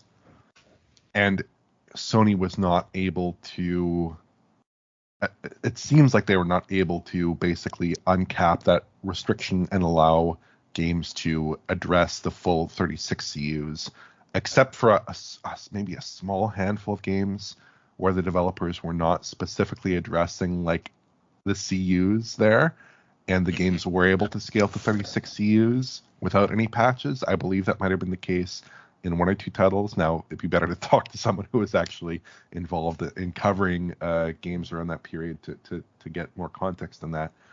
But on PS5 Pro, it should be the case that, I mean, at least I expect, based on, again, just based off the way they're naming it and based on the fact that it does exist, the game should be able to get a performance uplift that is substantial without a patch. That's what I would expect. And yeah, in this case, I don't really think they need to do too much. Like, I mean, in my video, I basically said at the end of the video that I'd like it if they didn't increase resolution on PS5 Pro, just because I think that this is a game that would run pretty well on PS5 Pro hardware without a resolution increase. Obviously, image quality could be improved, but like just the way that this game's image comes together on PC, I think we're seeing evidence that resolution increases don't do a whole lot, because like those outlines do seem to scale based on resolution on PC in particular. I don't know how it is on console, but on PC they do scale. And so when you increase the resolution, you decrease the size of those outlines, and they just get finer. So you still see a lot of aliasing in the image where those outlines are intersecting, and it doesn't look too great. So I think it's definitely a situation where this game on console, image quality isn't great, but I would probably prefer a stable 60 FPS over an unstable frame rate with image quality improved, especially given that they don't support 120 hertz LFC on PS5. Because that's one of those things where it's like, that is kind of like the last refuge. That is like the nuclear option of display technologies to try to get you to a more stable level of perceived performance. And they don't support that either. I don't think they need to support it. I'd prefer they just hit a more stable 60 FPS. But yeah, there are a lot of avenues that are open to them in terms of improving performance. I would not expect them to avail themselves too much of those options on base PS5 consoles, but I'd certainly hope that on PS5 Pro, that is going to be sufficient to get them to a lock 60 FPS. And like you said, Atlus does tend to target pretty solid 30 FPS and 60 FPS caps in their titles. Like, just thinking of various games, Persona 5 Tactica is 60 FPS and everything but the Switch. There it's a locked 30 FPS. Persona 5 Royal is a 30 FPS or 60 FPS target, again, depending on platform. Current gen 60 FPS, last gen 30 FPS. Soul Hackers is 60 on current gen, 30 on last gen. Persona 5 Reload is 30, 60 again, last gen, current gen. Last gen has some frame pacing issues, which are probably because they're using the Unreal frame rate capping system. But mostly it's pretty good. So in terms of having like a slightly unlocked level of performance, Metaphor Fantasio is definitely the odd man out and does sit a little bit strangely within Atlus's overall lineup in that respect. And one of the other funny ones I've seen is a lot of people, especially on PS5, have been like, oh, well, thank God the game is supported VRR with variable refresh rate. And it's really funny. It's like it's kind of by lack of disabling it more than anything. It's like, it's not like the game has been, there's no VRR mode in it. It is just due to the way that they have designed and put the frame rate and have it be uncapped. It's like, oh, well, that's kind of a more thank God it's in the system, which is such a like we're just thanking them for doing the bare minimum kind of at this point with systems and stuff now. But it is just really funny of kind of how far we've come. I mean, to my knowledge, they have still, and it's so funny that this is like, I don't even know if this is like a good testament or just like a interesting one at this point.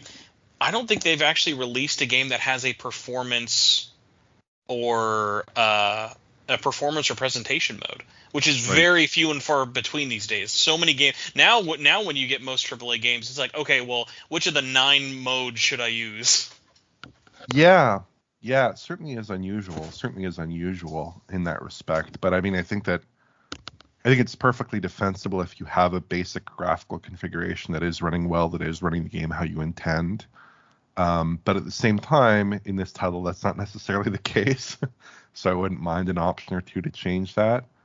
But in terms of like the VRR support, I think on the Sony platform on PS5. It's especially noticeable here, and I presume this will extend to PS5 Pro, where the game doesn't support VRR explicitly. So that means when you turn on VRR in the system settings, and I verified this on my own PS5 unit, it doesn't turn on VRR in the game. You have to turn on VRR and then also turn on the toggle that says apply to unsupported games, which is sort of funny because it, like, again, VRR should be one of those settings that in the vast majority of titles does nothing but improve the presentation on a typical television. So you have to really jump through a couple hoops in order to get this game running in good form with VRR on a PlayStation 5. And even still, the floor for VRR is going to be 48 FPS, because even though they have 120 hertz support in the game, which is its own separate issue because that like uncaps the frame rate, but when you don't have it with VRR operating, that means you just get like a pretty unstable selection of frame times, and it's not a great experience. But you still don't have low frame rate compensation, so it means that you play the game at 120 hertz with VRR, and you're still getting that 48 FPS floor, which, to be fair, like in most of the content, that's okay. But the game does drop below 48 FPS fairly often, and so when it does, you do start to feel significant stutter. Mm-hmm. And then on Xbox, it's its own different kettle of fish, or it's a whole different problem, because the game has like these issues with VRR on Series X that I wasn't able to replicate on Series S, but it has like these horrible VRR stuttering issues, at least in the demo. No, in the full game as well, which was surprising. Right. Yeah. So it's got some problem with VRR, I think specifically on Series X. Perhaps on Xbox, it's a little bit harder to tell on Series S because the performance level of the game is substantially lower. So you look at the game on Series S, and it's like, in general, it's running at a much poorer performance level. It's a little bit harder to see those stutters to the extent they do exist. But certainly on Series X, it is quite noticeable that it's basically performing at a similar performance level to PS5. It is operating with VRR. VRR is working properly. You're even getting low frame rate compensation when you do turn on 120 hertz output in the game, because Xbox supports 120 hertz LFC on a system level, so it's supported by every game, but it's not working correctly. It's sort of like, it reminds me a little bit of Halo Infinite, where again it works with VRR, but it doesn't work with VRR. Like, it doesn't look. It's not what you would want. It's not what anyone's going to want with it, unfortunately. Exactly. So at the moment, like, this is kind of what I said towards the end of my video. I'm basically like, the PS5 version is probably the best version at the moment. If you do have a VRR capable set and you do engage it and you get that more stable experience, that's probably the best net experience. You can, of course, also play the PS4 code on PS5, and then you can just get a flat 60, but you get a variety of visual compromises that makes that less appetizing, including a drop to 1080p resolution there. So, yeah, I mean, that's probably the best avenue to go with it at the moment. But, I mean, I would like to see modes implemented possibly. But yeah, the VRR is kind of funny because you do need to jump through some hoops, and even still, it's not like the ideal premium VRR experience that I think you'd want. Yeah. And it's interesting, too, because I was thinking about it I don't think we've really found ourselves in a situation like this with a developer since, I want to say, Elden Ring. This is a game running a priority engine, and the best way to play it on console at launch is strangely the last gen version running better on the $500 machine, which is never what anyone wants to say. Like, you don't want to have to be like, oh yeah, the best way. So the best way to play it on this one, because it's a little bit tougher, especially in the West, with Metaphor on, like if you're not buying it digitally, there's no physical version that you can just buy in a store unless you import it from Asia, or it'll give you both versions. You're just stuck with one version or the other, and people don't really have the ability to sort of jump back and forth with it. And at the same time, it's kind of funny because then with Xbox, it's not like there's any option on Series X to select, oh, I'd like the Series S version, please.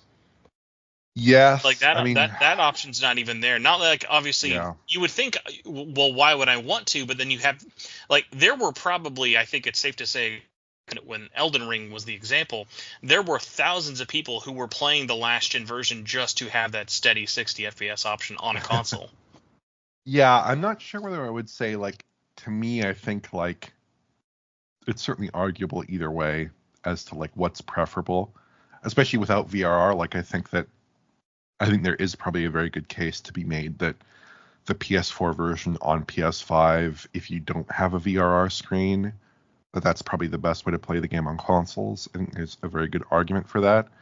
But it is unusual because you do expect developers in general to be targeting current gen consoles and to be delivering a good 60 FPS experience, especially with games that are cross gen, or like especially games that are substantially primitive in some of their visual Hmm. rendering elements, like you do see with Metaphor Fantasia, where you do expect like a 60 FPS target to be fairly achievable here.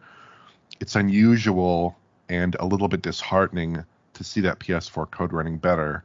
With Elden Ring, it was very much the case that the developer just like that From just went a little bit overboard with visual settings on PS5, and unfortunately didn't give you that like slightly lower level of visual fidelity that actually gets you to a locked 60 FPS there. With Metaphor, it's I can kind of sort of see it because the game is just not. I mean, there are all kinds of issues with its rendering that have been documented. I know this person, someone opened it up in RenderDoc and did a little article on it that I thought was interesting after my video was published. But there are all kinds of issues with things like the culling system, with the shadow Oh, mhm. rendering, with the lack of using compute shaders. Apparently, they aren't really making much use of compute shaders, which is like a kind of cornerstone of modern game development. And it's just not a very efficient game in terms of the way that it's been done technically. So they have to embrace these slightly lower than ideal resolutions, lower than ideal frame rates, and they're making these compromises that I don't think are the ideal compromises, but are sort of more colorably correct, possibly, especially in light of the fact they don't have TAA, so they kind of do need these higher resolutions a little bit. It's kind of a frustrating situation. I understand why they made the decisions they did, but also I don't agree with those decisions, I guess is what I would say there, because it's not a truly stable experience. But it's a tough situation. No, exactly, because it's always that interesting kind of thing with it of like, hey, this is a game that so many people are really really enjoying and so many people are loving that you kind of wanted to just be like, oh well, it doesn't matter where you play, it's going to be great or it's going to have that, because it is that weird little caveat of like, now with so many people being so conscientious of, okay, well, where's the best place to play this, or where's a platform I kind of want to avoid if I have an option, especially with even now, like PC used to, with as many sort of different options you have out there, Steam Deck and like the ROG Ally and all these other platforms now Uh-huh. have changed that considerably of like, well, I want to know what's the best way to play this on my Ally X, or what's the best way to play this on my Steam Deck and things. So like now it's gotten even more complicated of like, okay, well, are we just looking for the best optimized experience possible, or are we looking for what's the lesser of evils for a portable version? So like I don't have Yeah. any envy for the developers of this, especially like that's why we used to joke about for the longest time Atlas wouldn't do PC ports, because like, oh yeah, why would you want to jump into that minefield? But now Mhm. that they've done it, they've had relatively good success, especially considering most of their recent ports have been in-house. They actually, ironically, focused with a lot of like the joke for the longest time was their PC ports of a lot more niche things were done by possibly like the cheapest studios you could get. Like the studio who did Catherine Classic was some very very small studio. I think it maybe had like 20-30 people with I it. mean, Catherine And Classic was just bizarre. Like, well, why yeah, would you do that? Catherine Yeah. Classic is the funniest thing of like, that is a port that only exists because the people at Sega in America begged Atlas Japan to let them try PC games. And they didn't even believe in the platform until Persona 4 Golden. But then the funny Yeah. thing about that is the original developer of that PC port was a studio who's most known for doing VTuber models. That's bizarre. Okay. Yeah, so it's like it's this company that's like had pretty good track record recently with it, and especially I think it helps a lot that they've hired a lot of people internally.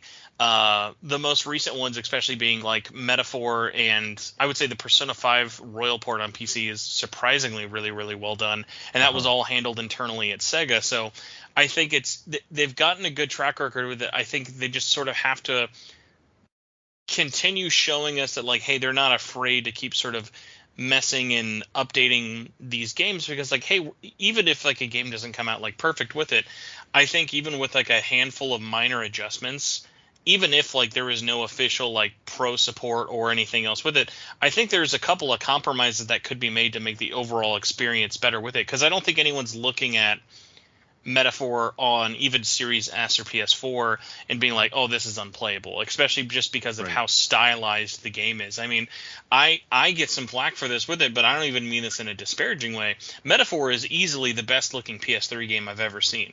That doesn't mean anything bad about it, but it's That's like, funny. it's because I'm cursed with the knowledge of knowing that this game is running on an engine designed for hardware in 2006. Right, Like, right. we've strapped two Ferrari engines and rubbed cheetah blood all over this VW, and man, it's going some great places. But I know where it came from, and I can't unknow that. Yeah, I mean, in terms of like just I think there is a certain difficulty associated with like bringing an engine like the Persona 5 engine up to modern standards in terms of like adding in all kinds of complicated technology to handle reflections, physically based rendering, temporal anti-aliasing, baked GI, like proper high fidelity baked lighting with probes and high fidelity light maps and things like this. You're kind of asking for a degree of effort that would take years, right? Hmm. Years easily of development on top of an engine that probably is headed for the dustbin. Here, at least I can have hope, frankly, based on the results that we see in other Atlas titles that are based on Unreal. But yeah, I mean, it is kind of like a very good looking PS3 game. That's a good way of putting it, because it, like, in terms of the geometry budget, in terms of what they're doing in terms of scale, it is more impressive than a PS3 title. Like when you compare this to Persona 5, the scale of those city environments and like the number of NPCs in them and the draw distances, like they are pushing out something that's much more impressive. But in terms of that underlying rendering tech, it's still like fairly basic lighting, relatively basic like shadowing, nothing too complex in terms of materials, nothing too complex in terms of reflections, even relative to a lot of PS4 titles. Obviously, when we're looking at current gen games, now we're talking about like, okay, are you integrating ray tracing? And this is Hmm. so far from that. Whereas we've seen just this year with Atlas and Unreal that they have like ray traced lighting in Persona 3 Reload to some substantial degree.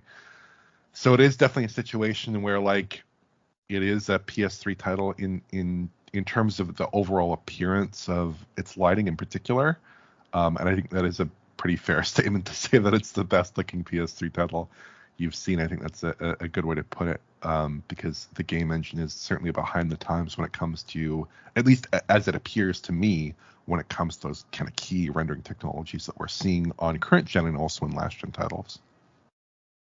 And I think also a big thing I do want to point out with it is, all joking aside, even with it, when I'm playing the game, and even with everything I've seen like past the demo, there are never moments when I'm playing it or looking at the game where I'm like, oh, it's clearly been like technologically held back. I feel like we see that a lot, especially with games so many years removed from the Switch, that you see these games that are designed and you could see the shackles holding back either creative or technical things that the team obviously wants to do or is trying to do and isn't succeeding.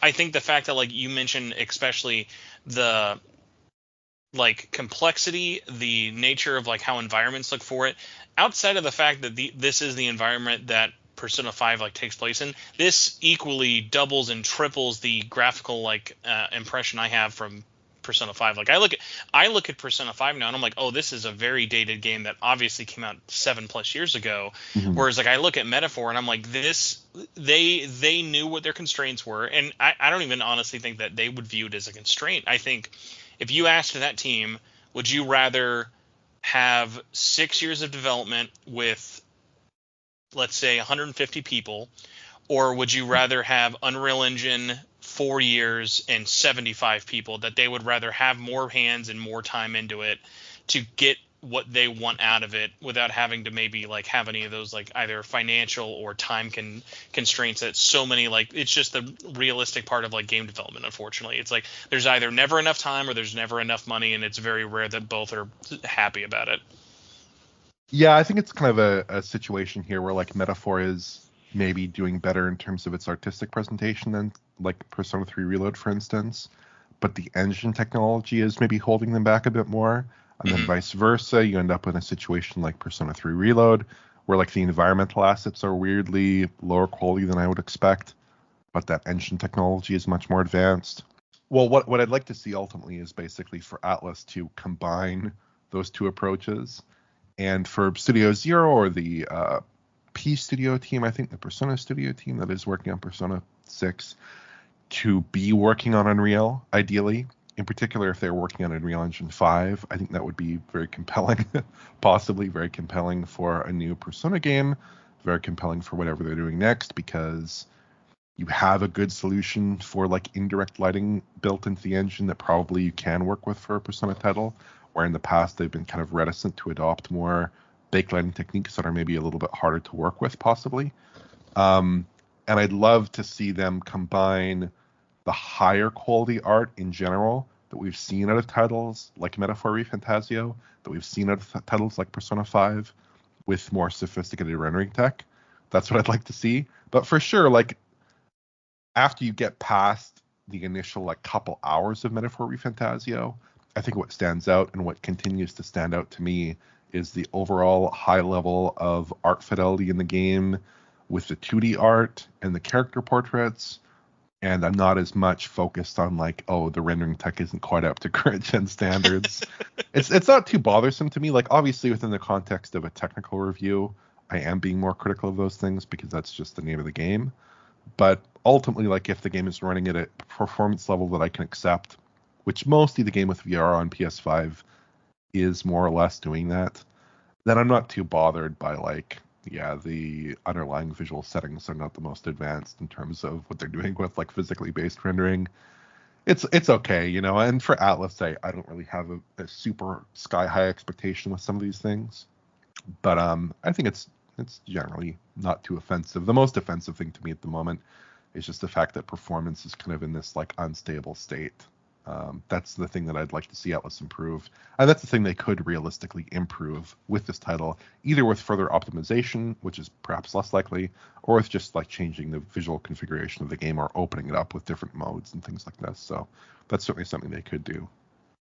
I'm just going to say I'm manifesting for both of us and all the other technical nerds out there when Persona 6 does get announced finally, that instead of a release date, they will just confirm the engine, and it'll just be the entire P Studio team comes out and it'll say, we are happy to announce that Persona 6 will be supporting the Lumen Global Illumination System in Unreal Engine 5, and everyone just freaks out. Like, funny. Oh my god, the lighting's going to look so good. That's funny. I would agree with that. And I think like when you're looking at Atlus games, when you're looking at games that are built by smaller developers, I think at DF sometimes we are a little bit upset that some huge developers that have their own very sophisticated technology like CD Projekt Red, that they're moving to Unreal. But I think in Atlus's case, like the amount of benefit that you get from just having like the Unreal material system at your fingertips, having all that really sophisticated lighting technology, having the tools that are really pretty easy to work with for a game like Persona, like at least probably reasonably comparable to their internal tools in terms of being able to develop scenes relatively quickly and things like this. I think the amount of advantages that you get from just shipping a game on Unreal are gigantic. And personally, I would be surprised if the game is not on some version of Unreal, either Unreal 4 or Unreal 5. I would be surprised if it's not an Unreal, because the advantages are so enormous. And I think that when you look at a title like Persona 3 Reload, you can see like Atlus could be getting a lot out of this technology, perhaps with bigger art budget and things like this, but yes, they could certainly leverage this technology for something really special. I think they do see that with Shin Megami Tensei 5. I think it's a very compelling title on the Switch. And I hope they do move towards that technology. And selfishly, like, I'm always looking at titles that are developed on like Unreal 4 now, and like with the new Final Fantasy 7 Rebirth, where there are some issues. I'm always hoping they do move to UE5, because Lumen gives you such a good solution. Mid trilogy though, that's gotta scare at least like half of that team though. Of like, you like, even though the jump between UE4 and 5 are like a lot more simple between like 3 to 4, that you've got to imagine though. There's that thing of like, but like, can we get it out like 6 months sooner if we stick to 4, and then we can just make everyone buy it all over again as like a UE5 trilogy. Yeah, I'd hope they'd move towards more advanced lighting technology in that game in particular, hopefully through using Unreal Engine 5, just because the game is like, now that they're doing an open world title, right, with those Final Fantasy games, I think it's a lot tougher. Like, when you look at the lighting quality in Final Fantasy 7 Remake, oh, I know. It's higher. It's the only case where a sequel looks worse than the last gen version. In some respects, it does look worse in a lot of those larger environments, in particular, where they aren't able to rely on baked lighting. It does look quite a bit worse, and Unreal Engine 4 just doesn't have good solutions for that. UE5 is sort of built in such a way as to address some of the limitations of UE4. And one of those key limitations is in lighting scenes without using a ton of data and artist time and like render farm time, computing baked GI and getting baked GI and your GI bakes and your baked lighting in general, your light maps through the light mask system into a good state. They are trying to fix that problem. And I think like that has big dividends possibly for a title like Final Fantasy VII Reunion, or whatever they end up calling it. I think it might be Reunion, just based off of some hints in the dialogue of Rebirth. Or possibly, in a title like Persona 6, where like they don't have, for whatever reason, even though the environments might not be gigantic, they just don't have an emphasis on achieving really high quality baked lighting in those games. It does not seem like they do. So that could improve things. That's certainly my like ultimate hope, that we see a Persona 6 that's on Unreal that does have all these features. That's my wish, and that it's well executed. Perhaps that's asking for a bit much, but I actually don't think it's like that crazy. I think they just I agree. I feel like this is the closest we've been to that reality with this company in probably the last like 20 years. I think they could achieve something pretty cutting edge on the technology, or at least very modern looking on the technology, without it being too much of an ask, just because of how much of a commodity piece of software Unreal Engine is. And especially when you look at just like your bog standard like AA game like RoboCop, right, last year, which just looked tremendous on Unreal Engine 5, looked tremendous. And if they had shipped it on Unreal Engine 4, that it would not have looked probably very special 100%. at all, right? But because they're on UE5, because they're making pretty good use of UE5, they're able to achieve a visual result that's like extraordinary. And I think that Atlus could achieve similar results if they just put the time into it. Again, quickly. I mean, we're also still kind of in that, like, it's still pretty early. I know it's been out for a couple of years in terms of dev tools and stuff, but like, I'm still at the point where when I see a game is real, like when you can really tell a game is built for UE5, it still shows, and it's still like, it's nice to see that effort. Like, I think graphically, even something like the Silent Hill 2 remake by Bloober, I don't think graphically they would be at the level they're at now, with recognition of like how good that game looks and feels, and like what they're doing with fog, if they had just stuck with UE4 and probably got it on more platforms. Yeah, I mean, just the way that like Unreal Engine 5 was demoed to begin with. If you look back at that 2020 all those demo, rocks, there were so many rocks in that demo. All those rocks, yeah. At that time they had Nanite. I'm not sure if they had VSMs in there necessarily, but they didn't have. They had a screen space version, a Lumen that depended heavily on screen space information, and they didn't have proper Lumen GI in that yet. They also didn't have support for, I believe, like transparencies within Nanite as well. They didn't have good support for that. They didn't have good support for foliage, I should say. They didn't have good support for foliage. So it was a situation where basically you had a version of the engine that was shipping that developers could use, but that you realistically would have a tough time shipping a game with that engine technology. Whereas now with Unreal Engine 5, the technology is fairly mature, especially by the time you get to like 5.2, 5.3. It is fairly mature, and you can ship a game on it, and it can be quite sophisticated. But like of the games we've seen so far, Hellblade 2, for instance, was initially developed on UE4 before they switched it over. So it is very much a situation where the games that we've seen so far are mostly like AA efforts, and we're just beginning to see the first fruits of like those higher budget games come online, with the likes of perhaps Silent Hill 2 on the market, because the technology wasn't really there to do UE5 justice until relatively recently. So that would entail developing on an earlier version of UE5, switching over mid-development, and getting a game out the door that actually does look pretty good, or developing on UE4 initially and then switching over to UE5 mid-development, which is probably even more challenging than updating a title that's on UE5 to begin with. So, it's one of those situations where I think we're going to see a lot more UE5 in the years to come. But so far, we've not seen a ton of it. And for sure, the titles that are on UE5 and do leverage that technology successfully are very, very good-looking games by and large. Gotcha. We've pretty much answered most of the questions that we got submitted through us, just kind of like over the course of talking about this. I only had a couple. If you have like another minute or two, I can kind of burn through these and get you out of here. Sure, yeah, for sure. For starters, one of the questions they'd asked was, since the publishing of your video, have you had any more time to either put into the PC and or any more time with either of the Xbox versions? No, I have not, just because I've been occupied with other projects here. But I think on Xbox it's a bit tricky because, like I said in the video, very strangely, we weren't sampled Xbox code. We'll market it for you, but man, those codes are hard to get.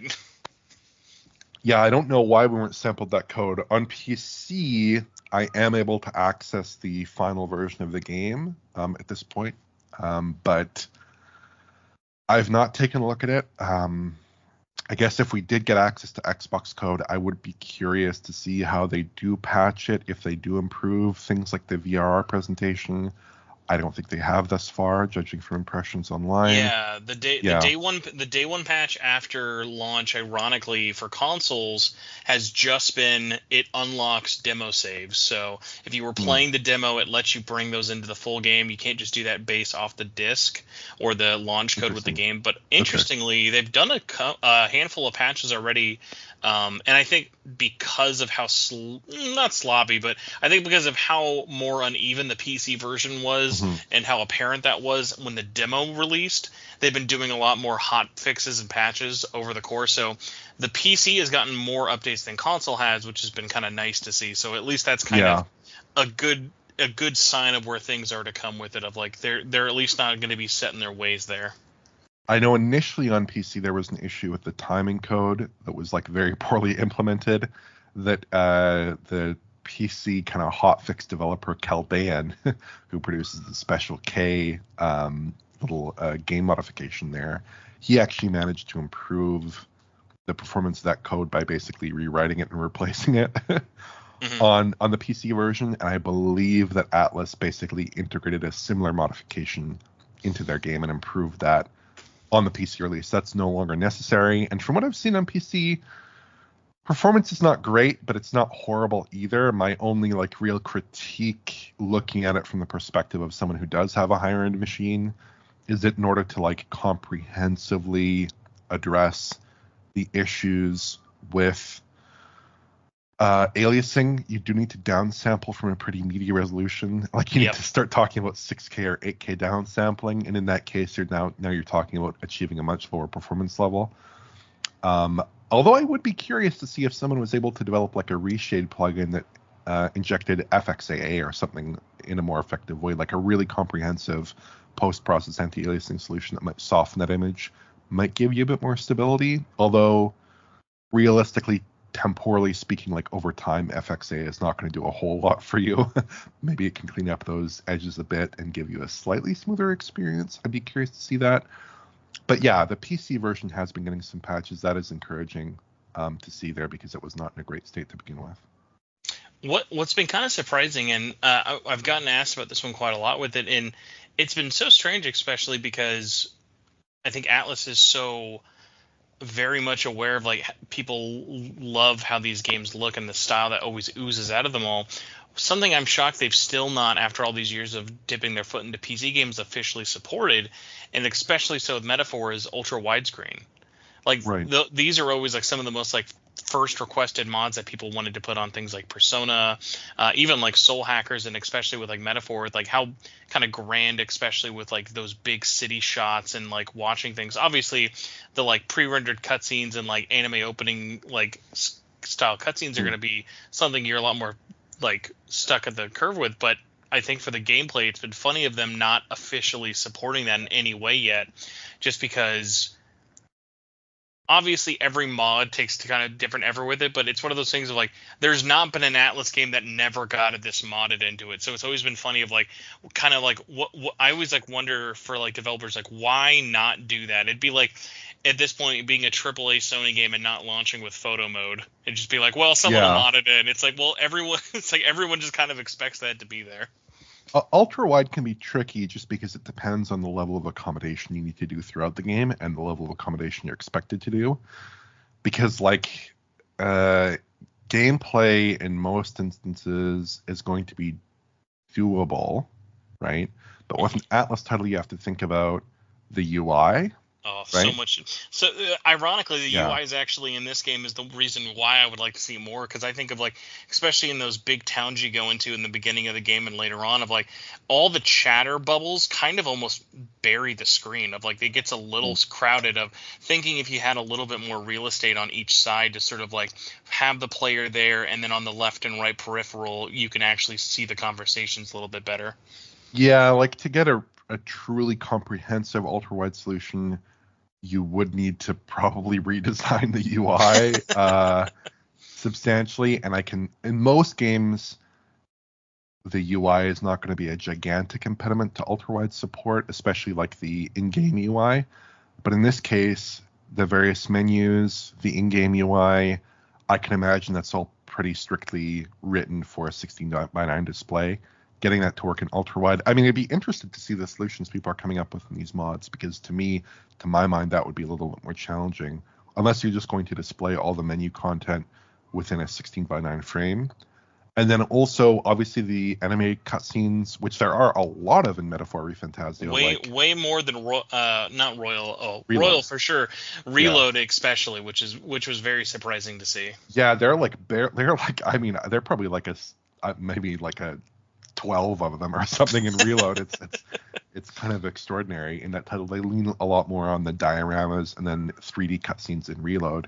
Here there are a lot of anime cutscenes. Those would not scale to 16:9 unless, or not scale rather, not to 16:9, but to ultra-wide, unless of course they were like redone, reanimated for ultra-wide displays. And obviously that's not going to happen, because that's a tremendous amount of time and effort and money.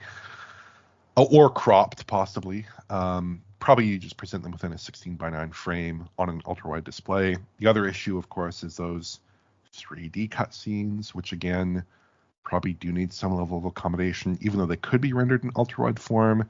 Maybe the sides of the frame are not arted up in the way that you'd like, or maybe they're doing things like teleporting characters around and stuff like this that you end up with when you are designing cutscenes around 16:9 support. And then, of course, you have the diorama cutscenes, the little dialogue sequences, and those are probably a little bit easier to do. But again, you still need to make sure the sides of the frame look good, whereas before you didn't really need to make them look good. So I'd be curious to see exactly how far modders can go with it, if they can end up producing a result that looks like a shippable, polished result, or if it's something that's going to be littered with compromises like lots of 16:9 frames in the game, lots of 16:9 content, or lots of stuff that looks awkwardly stretched, or stuff that's outside of the frame normally that doesn't look correct. I'd be curious to see how it would go, because I think in a game like this, achieving ultra-wide support is going to be unusually difficult. I think that's probably going to be the case, although I also expect that Atlus probably could have achieved something with ultra-wide support, but it would have been possibly a more limited implementation of ultra-wide than we see in some other titles on PC. No, 100%.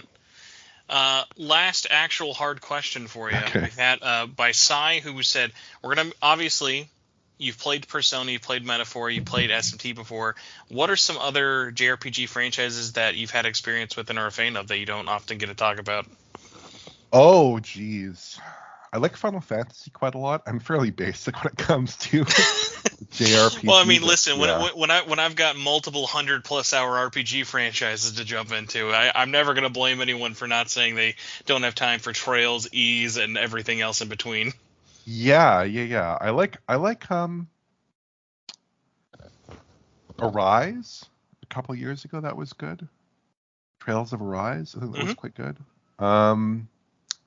In general, though, like just my own personal time, I try to spend more time on games that have, in general, shorter lengths and are more packed with like production value per minute, so to speak, than most RPGs, just because I like to sample a lot of games and I like to see a lot of content in games. And that's not just for my job, but also, before I had this job, I like to see a wide variety of software that comes out.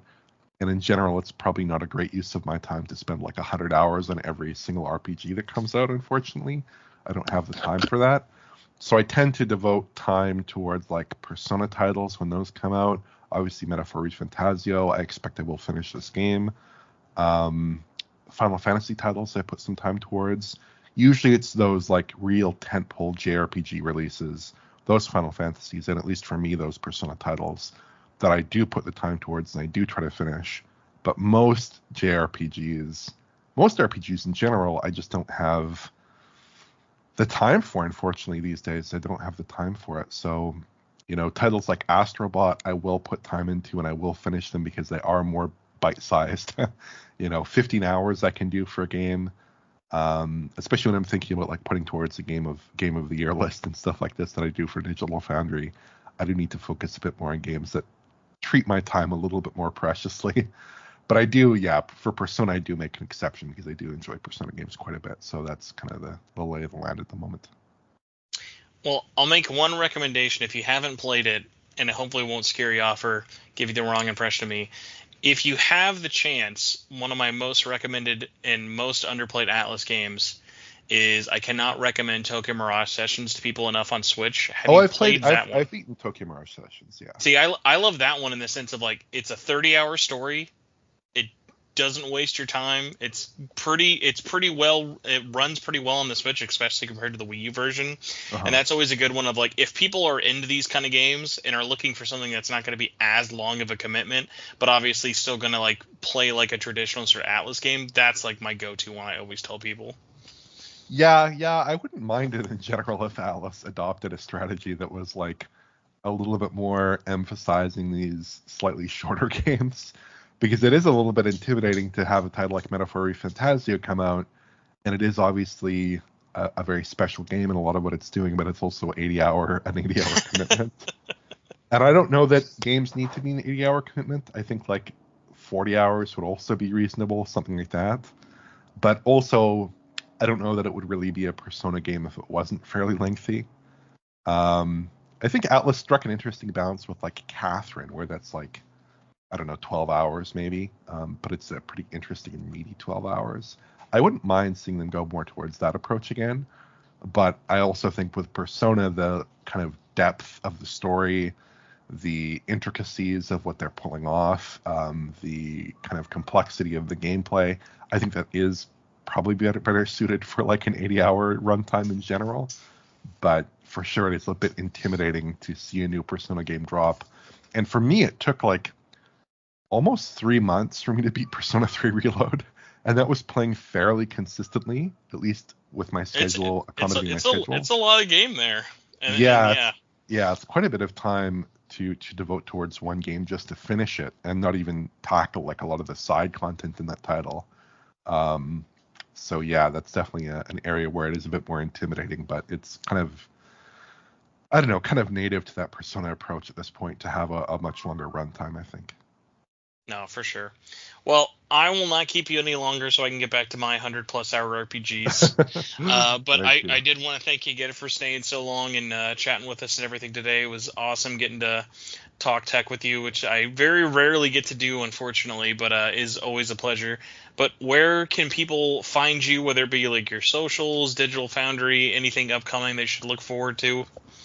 Yeah, so my Twitter is at Olimac, OLIEMACK. I usually just post about like Digital Foundry stuff on there. Digital Foundry stuff is obviously that's what I'm up to mostly these days. So if you go on YouTube, go on Eurogamer.net. We publish articles on there as well that are adapted from our video content. Obviously DF Directs, I produce those as well. But yeah, in general, just follow Digital Foundry and follow the work that we do. And I do try to cover Persona titles, Atlus titles whenever I can, whenever there's a good, compelling reason to do so. I even covered like Soul Hackers 2 back in the day, which is a bit more of an obscure one. But yeah, I do try to put some time into those Atlus titles and do try to demonstrate them for the audience there. And obviously, we covered Metaphor Fantasio very recently. But yeah, just check out Digital Foundry in general because that's where I spend the overwhelming majority of my working hours these days. Well, I appreciate all the hard work you're doing to keep. I was gonna say like keep promoting these niche games, but again, we started the show by talking about how quickly Metaphor was to like sell over 1 million copies. So niche in the grand scheme of things, yeah. But still putting the good word out there for us. It's not niche anymore, I guess. It's not niche anymore, but I'm certainly very happy to see that because I think Atlus deserves a lot of commendation for these games. I'm glad that they're connecting with people. Even though like this kind of weird like turn-based social RPG style is unusual, and it seemed like with Persona 3 when I played that this was like a very different style of game and it would not catch on. It does seem to have caught on in large thanks to that Persona series and how successful they've been with like Persona 5 and Persona 3 Reload, now Metaphor Fantasio. So I hope this continues for sure. And I hope to be covering Atlus games for a long time to come. All right, everybody. Well, thank you so much for listening to this episode of the podcast, and big shout-outs as well to everyone who supports the podcast, whether it be through listening, sharing the show, or especially if you donate directly to us at patreon.com. That's patreon.com/SMTN. Patreon.com/SMTN. Best way to support us. You get the show early, exclusive giveaways at the $1 and up tier, and at the $5 and up tier, you are an executive producer with us, just like the wonderful people I'm about to list off are. So if you'd like to be in this weekly list of names that I read off, please consider donating. It really, really does help. Big thanks to John Massey, Crazy Sloth, Michael Wilson, Budweiser Tall Cans, Carlos Hernandez, Cross Ren Ren, Winnie, Jagingus, Goro Cero, Solaire, Stephen Yip, Patrick Dissart. Thank you all so much. Hope you all are enjoying Metaphor out there. Please stop rubbing it in my face. I'm just waiting for my copy to get here. Thank you for listening to this episode. We will see you next week, and have a great rest of your day. Bye.